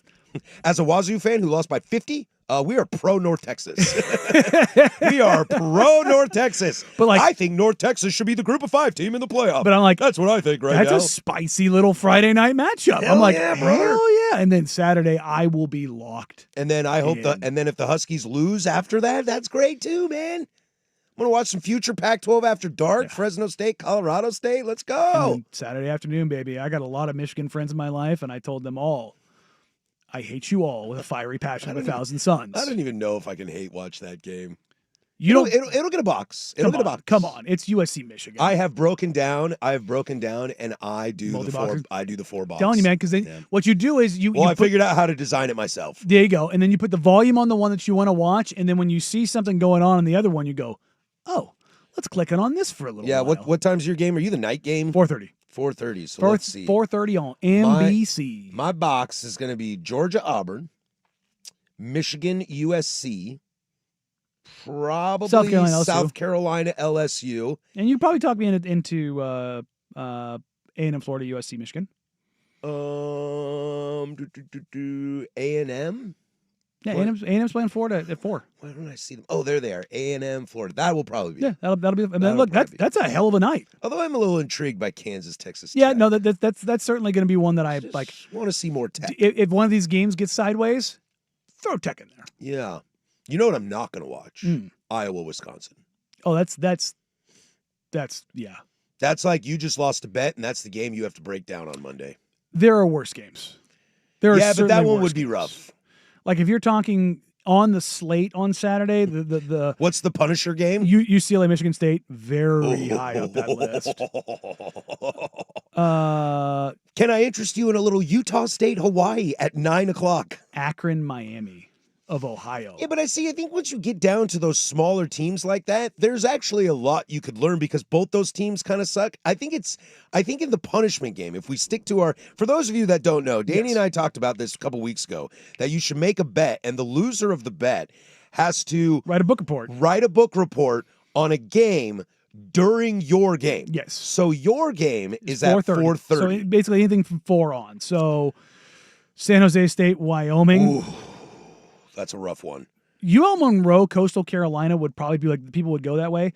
Those are 2 fire-ass jerseys. Yeah. Like that, Dude. Chanticleers, I'm in. Dude, at 4:30, the book report you have to write. If I win the bet and get to choose, the book report you have to write is Purdue at Minnesota. Purdue, Minnesota. That's it. That's it. The best part for me this weekend is the book report I have to write is Washington State at Ole Miss.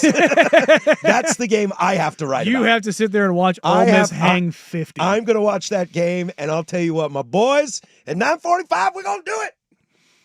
We're going to cover the spread. Chambliss is going to put up 500 total yards of offense. No way, dude. We're covering the spread, man.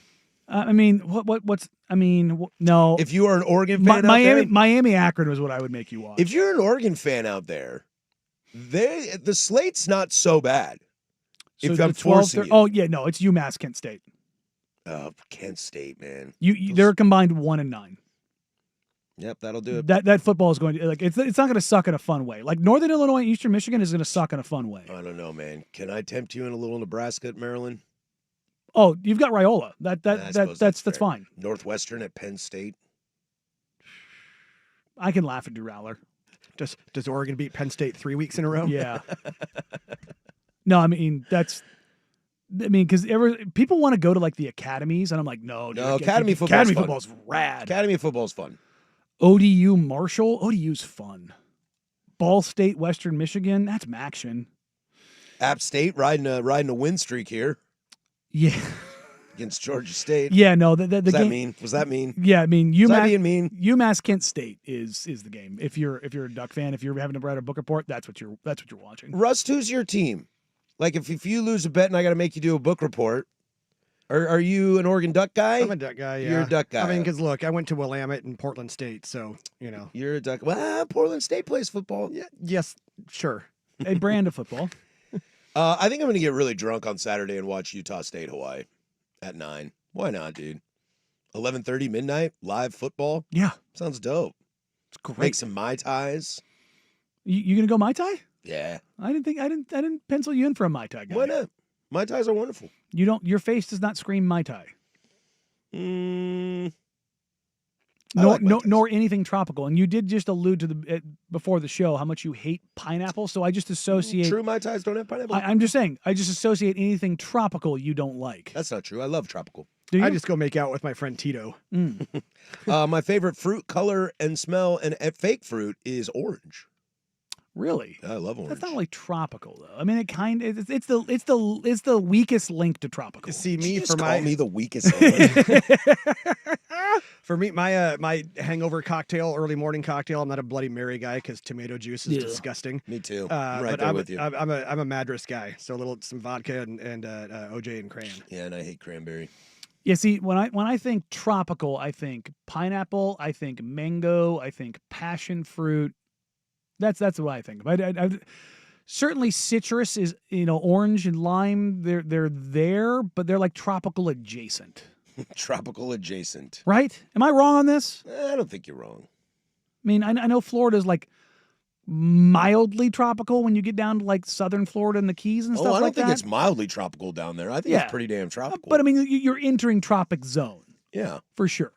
But I think of like even more equatory when I think tropics.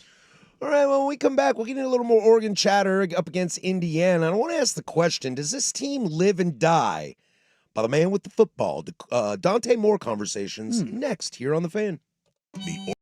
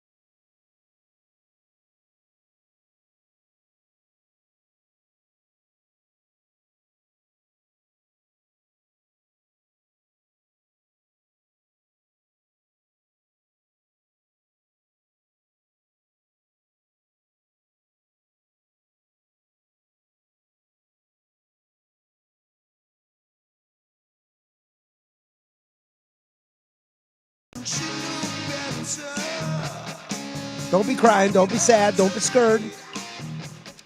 105.1 The Fan here. That's Danny Meringue. I'm Patrick Harris. We do this every day from 10 to 1. It's such a great guitar riff. Edward Van Halen. Yeah, that guy was good. He used to play with his back turned sometimes to How the many crowd. times in his life do you think he actually ever got called Edward? Not many. And He is Eddie. And his kids Wolfgang. Yes. Yeah. Yeah. Yeah, how's that for a kick-ass name? Wolfgang Van Halen? I mean, you were a comic book character, right? Eddie You Van kill vampires. And your mom is Valerie Bertinelli. Yeah. Eddie Van Halen, in his early days, would play with his back to the crowd because he was afraid people were going to steal his techniques on guitar. Well, because he's kind of one of the. To be fair, he's one of the pioneers of the finger tap. Yeah, I mean, him and Stevie Ray Vaughan are probably the most important guitarists over the last 100 years. You talking to me about Stevie Ray Vaughan, huh? Brother, I played guitar for 20 years. Guy had sausage hands, dude. The guy had the biggest hands in the world, and it made it his guitar very easy. His for him guitar to play. strings were the heaviest gauge possible, and he tuned them a half step down. Yeah. Dude is an absolute legend. And he's also the only guy that played with a dirty guitar. Yeah. He literally whittled holes in them because of his picking. I would take a shot drinking with that guy. Oh, are you kidding? I would die, but yes. I'm taking a shot. Yeah, I mean, most of the time you see those dudes and you're like, nah, I don't want to do that. Stevie, I'm gonna take Stevie. I mean, anytime the algorithm. Either Stevie, I'll party with Stevie Nicks too. I'll go toe to toe with her.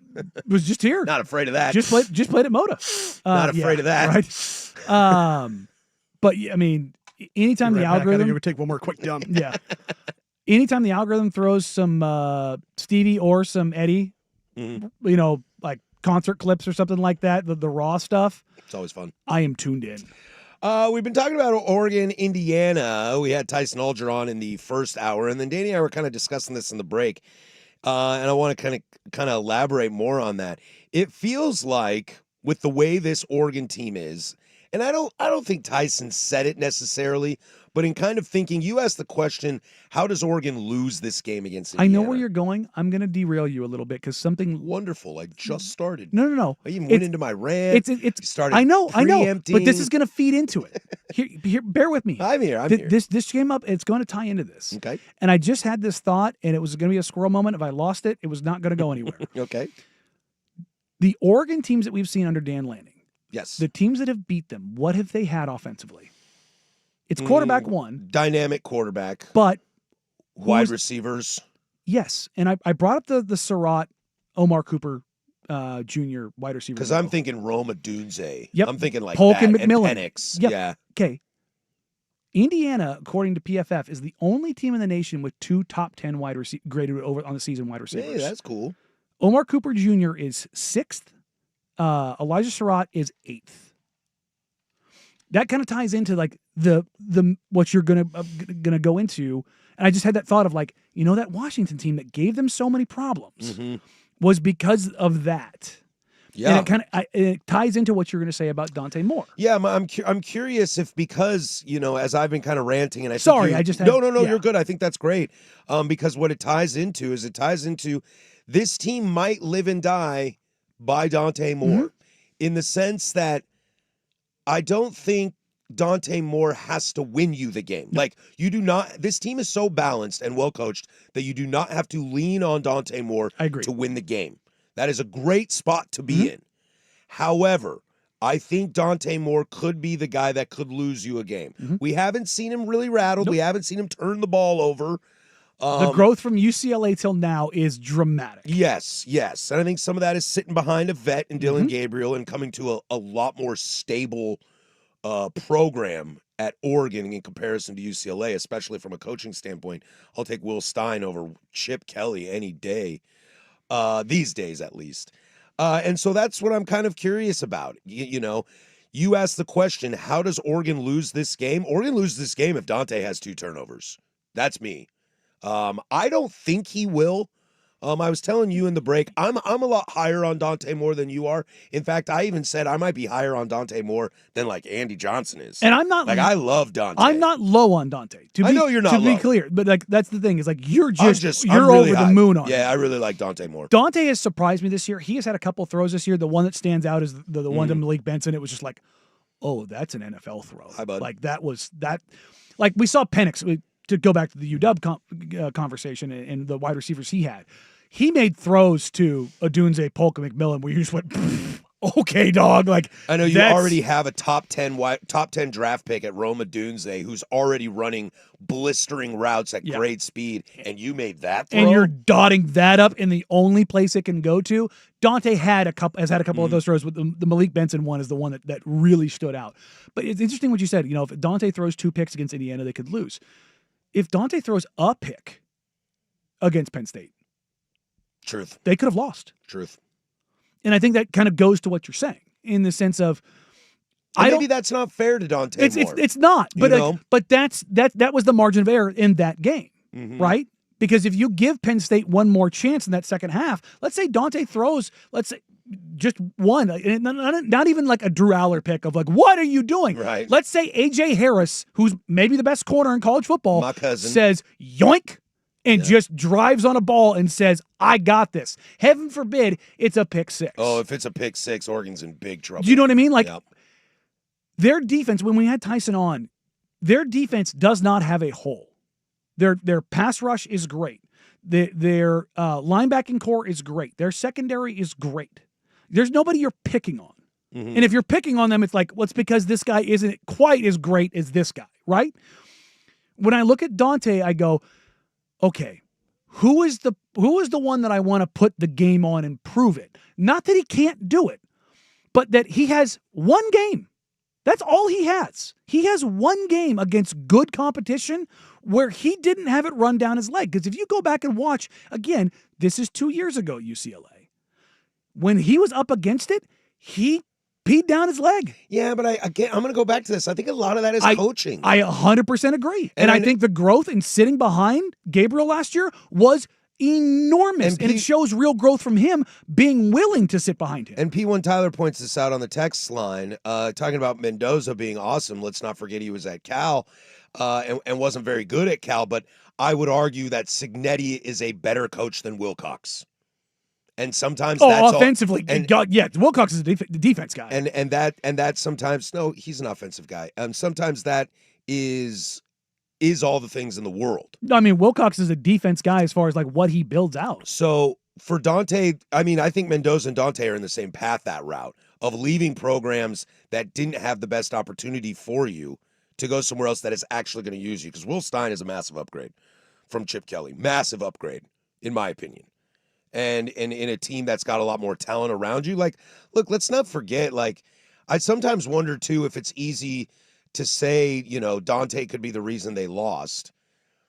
And I think a lot of that has to do with and why I said I don't think that's fair is because the landscape of quarterback play in college football this year has been so mediocre that I think we're just expecting all of these quarterbacks to fail at some point because nobody has really dotted the I's and crossed the T's on a consistent basis. And like I said, we're now getting into the schedule where people are actually playing their second real team or even their third real team. For these two teams, it's only their second. Yep. But I think this game lives and goes with Dante Moore. For Oregon. For Oregon. Yes. Yep. I agree. I think the defense is too solid that even if Dante struggles a little bit, the defense could bail him out. But he could also send it in a different direction. I think it might not be fair just because I'm looking at Cade Klubnik and DJ Lagway and Drew Aller and Nussmeier and even the kids, Julian Sayin and Damon Williams, and thinking to myself, like, a lot of these guys aren't playing very well. Yeah. And I agree with you. And here's the thing. If Dante goes out there and throws for 250 and 3 touchdowns and doesn't throw a pick again against good competition, then he has started to get the stamp. Mm-hmm. You know what I mean? Like, I'm not saying he can't be him, but I'm saying he's not him yet. One game does not a guy make. I agree, but I still think you can see stuff. No, we agree there. We 100% agree there. Like the touchdown throw to Gary Bryant Jr. in overtime with DDS running down your throat. Yes, please. Yeah, baby, that's a play. That's a play, man. And when you needed it most. So can he build on that? Mm-hmm. Can he not take a step back from? And I'm not taking from that play. Can he not take a step back from that game?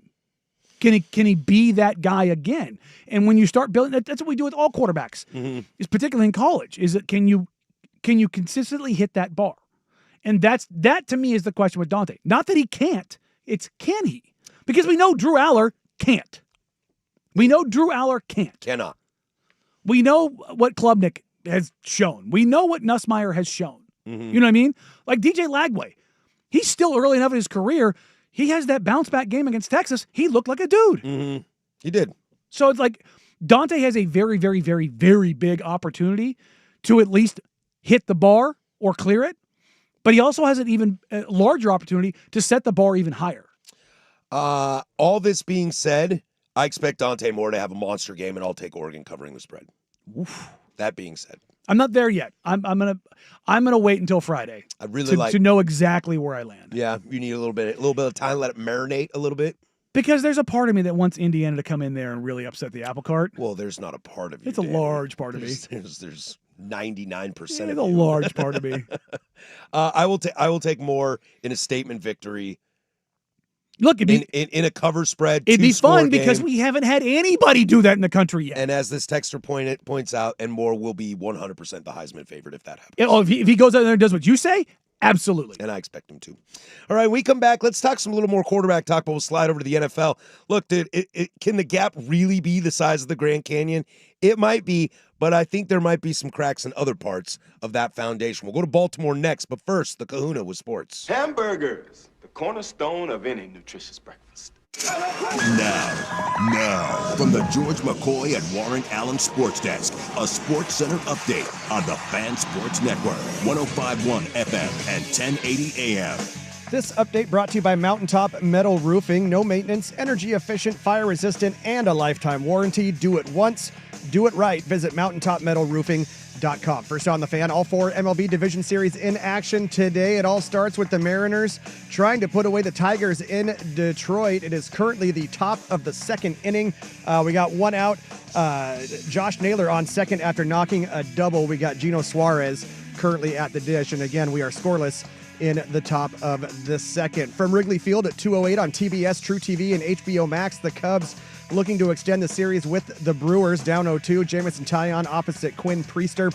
9:10 will join this one in progress after Mariners-Tigers. Then we head to the Bronx as the Yankees look to force a Game 5 against the Blue Jays.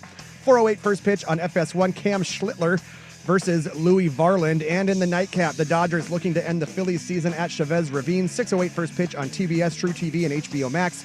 Aaron Nola for Philly, Yoshinobu Yamamoto for LA. This one will also be on 910 ESPN Portland. In the NFL, Ravens quarterback Lamar Jackson not practicing again today. That marks his fourth straight missed practice as he deals with a hamstring injury. Bengals head coach Zach Taylor says newly acquired quarterback Joe Flacco will take all of the first-team reps and start Sunday against the Packers. And it looks like the Mariners have now knocked in a run. Dominic Canzone with the RBI single. More sports scores and stories in 30 minutes. I'm Jeff Rust from the George McCoy at Warren Allen Sports Desk. Hurt and missing work. Insurance companies acting like jerks. Don't call your mom. Call George McCoy at warrenallen.com. Your home for the Oregon Ducks, the Fan Sports Network, 105.1 FM and 1080 AM.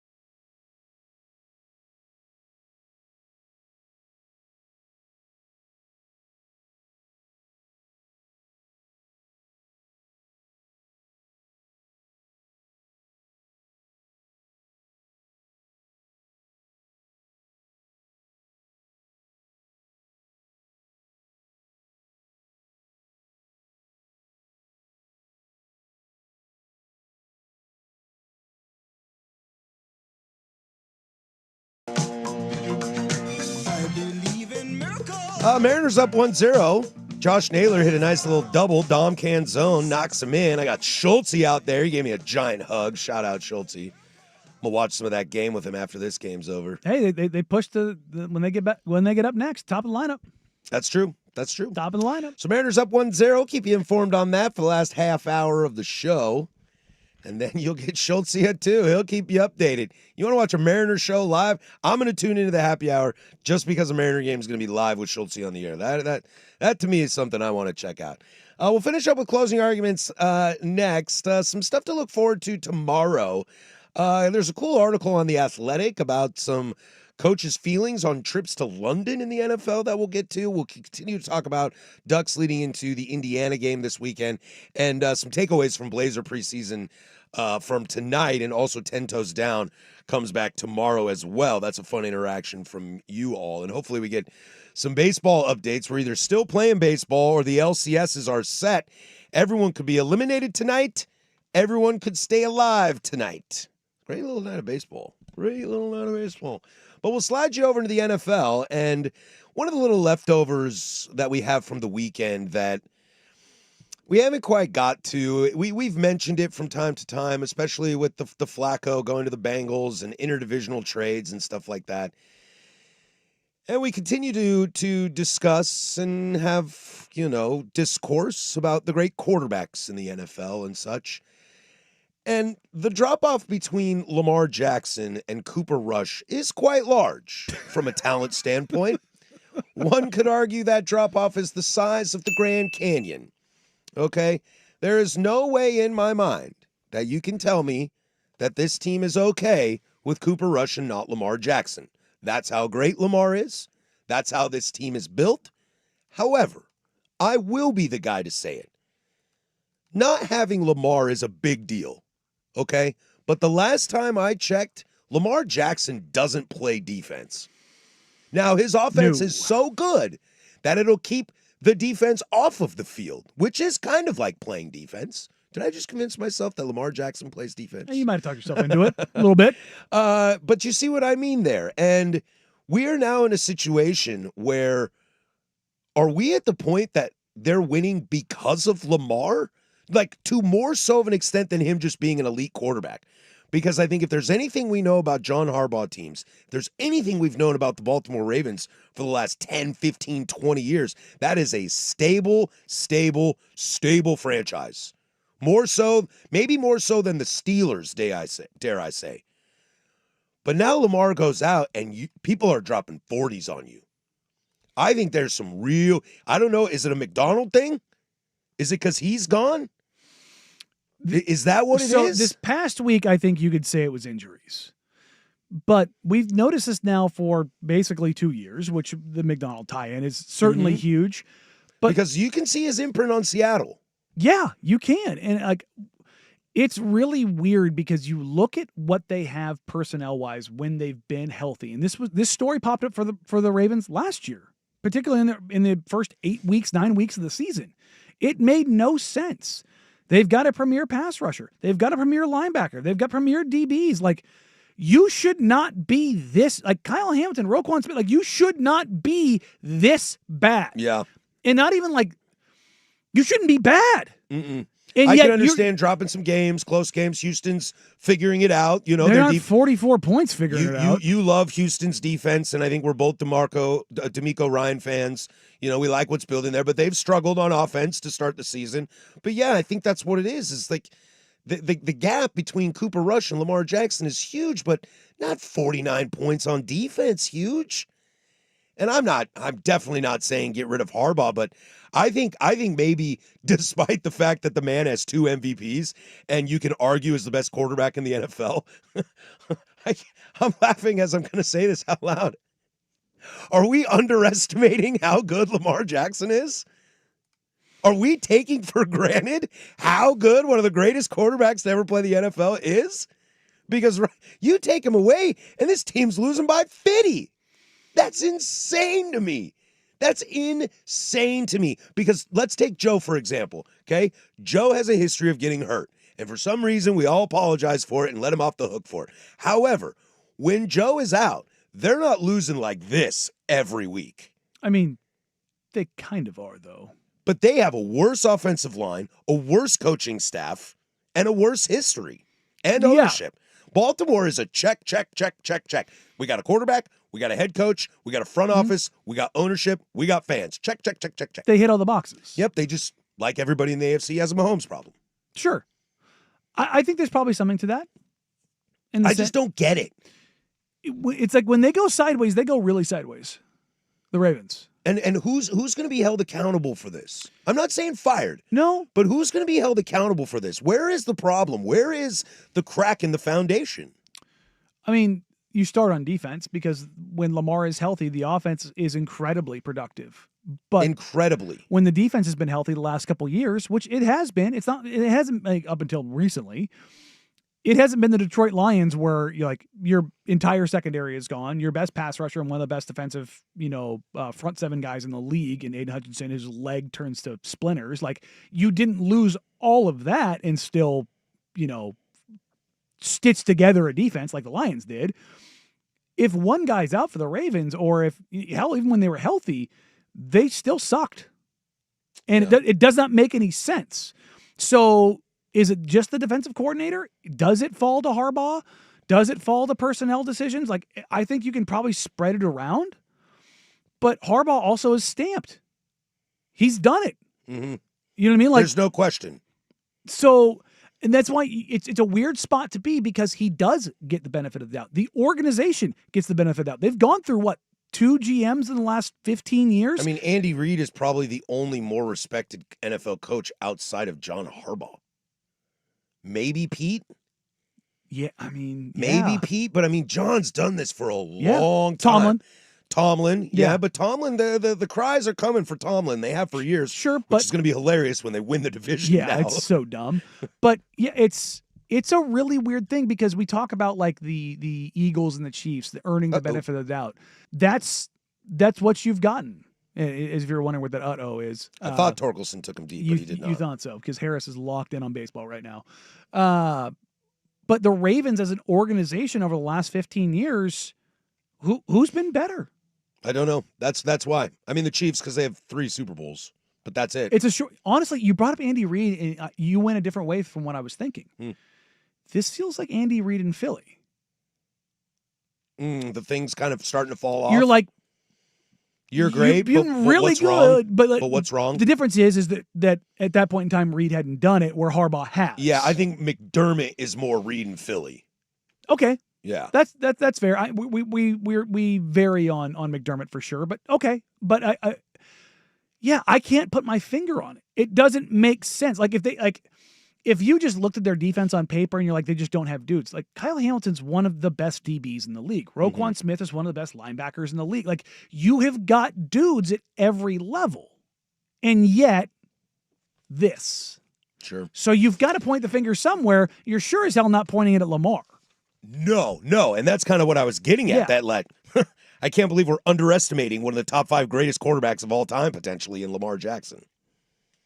That's wild. I don't know if I can put him top 5. Maybe not top 5, but I mean, when we talk quarterbacks in this league now, right now, oh yes, right now, 100%. World, yeah.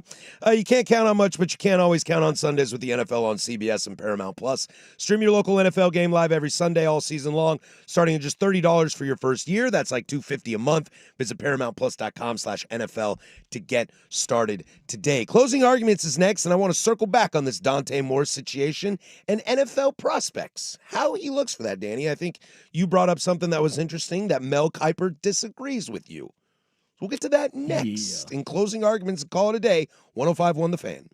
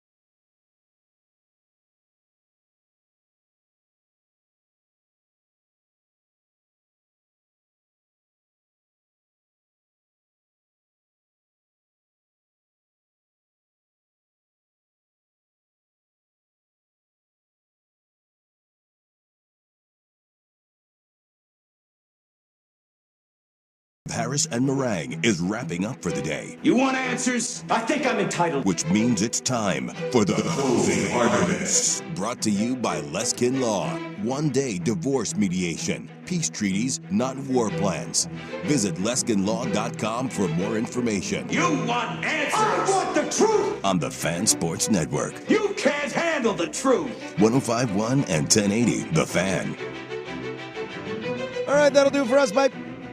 See you later, bye. Conversation we were having earlier about the great Dante Moore, the quarterback. It's Oregon Ducks. Your Oregon Ducks, Danny. Your Mine. Oregon Ducks. Mine. I want to circle back on this, and I thought closing arguments would be a good spot for it. We were talking in the break. I am being told by my friends on the YouTube chat that Mel Kiper this morning has Dante Moore as the number one quarterback on his board for the NFL.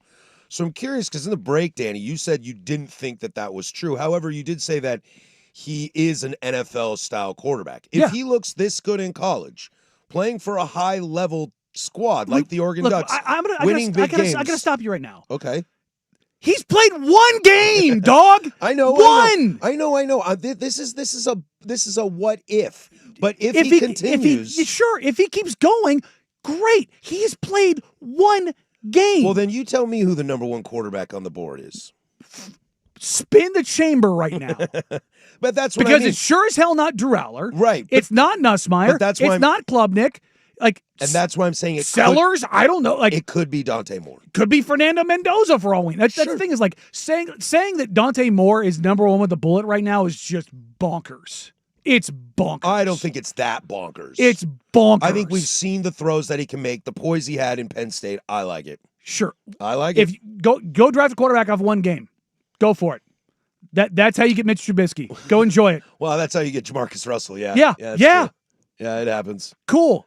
And this isn't like anti-Dante Moore. It's anti any quarterback. Yeah, and I'm not out here gassing up Cade Klubnik. No, I know, but I think a lot of that, again, this is why I wanted to bring it up again. I think a lot of that has to do with how mediocre quarterback play has been all over the league. Yes. Which is all over the league. I'm already calling it the league. I mean, the league. How bad quarterback play has been all over college football. I don't think it's been bad. I just don't think anyone is. I meant mediocre. Okay, but even mediocre, I just don't think anybody.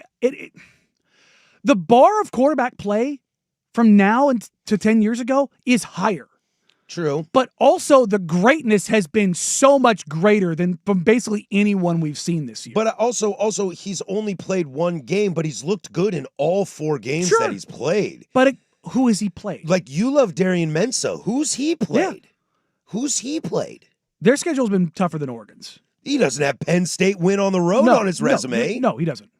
But if you're asking me... He lost to the team he transferred from. It's true. See, that looks worse. So even though it is only one big game for Dante, he's looked excellent in all 4 games. I've also seen Darian Mensah at Tulane last year. Sure. But that, again, I'm not sitting out here screaming that Darian Mensah is going to be the number one quarterback in the draft. And I also saw Mendoza at Cal. Exactly. To that same point, we saw Dante Moore at UCLA. Right, but the difference between Dante Moore and all these other guys is he sat out a year behind a 5th-year starter in a stable program with real coordinators and real head coaches. Sure, but we've seen one game. One. Let's let him play out his tape. I think I'm arguing I've seen 4. I can't. Even against bad teams in the Oregon States and the Montana States and Oklahoma States. Look, dude, take care of business against those you're supposed to take care of. And I think Dante did that. Northwestern, 5 games. I'm not there. But again, I'm not there with any. Carson Beck, I've made this case for Miami endlessly as far as them being the best team in the country. He has played more games in his career, and Dante is a better prospect than Carson Beck. Without a doubt. By a lot. Beck is not an NFL quarterback. Well, he's going to be drafted. Sure, but he's not an NFL quarterback. He's not he's lucky to be a Jake Browning. Yeah, I am not. Chase Daniel. Yeah, I'm not hitching my wagon to that dude. No. Not to the vampire. Do I think that Dante Moore could end up being that guy? That door is wide open. 100%. But the idea that he's there, no, not for me. No, but to be fair, nobody is there for me. Like if hell, Right, but- I'm a Raiders fan. Right now, you're saying you have to take a quarterback. I'm going, no, I don't. Give me the best wide receiver in the country. Like, you know what I mean? That's where I am. And I think where I live is that if there is a gun to my head and I am a Raider fan or a Jets fan and I need a quarterback, I think there's leaps and bounds a lot worse you can do than Dante Moore. And I'm not talking about, take the quarterback from, I think that can get you fired. but I think Dante Moore sits at the top. It sits higher on that list than almost everyone else does. I think there's NFL GMs that say, if I had to take Dante Moore right now, after, to your point, only one game, I think there's some NFL GMs that say, I'll take that chance.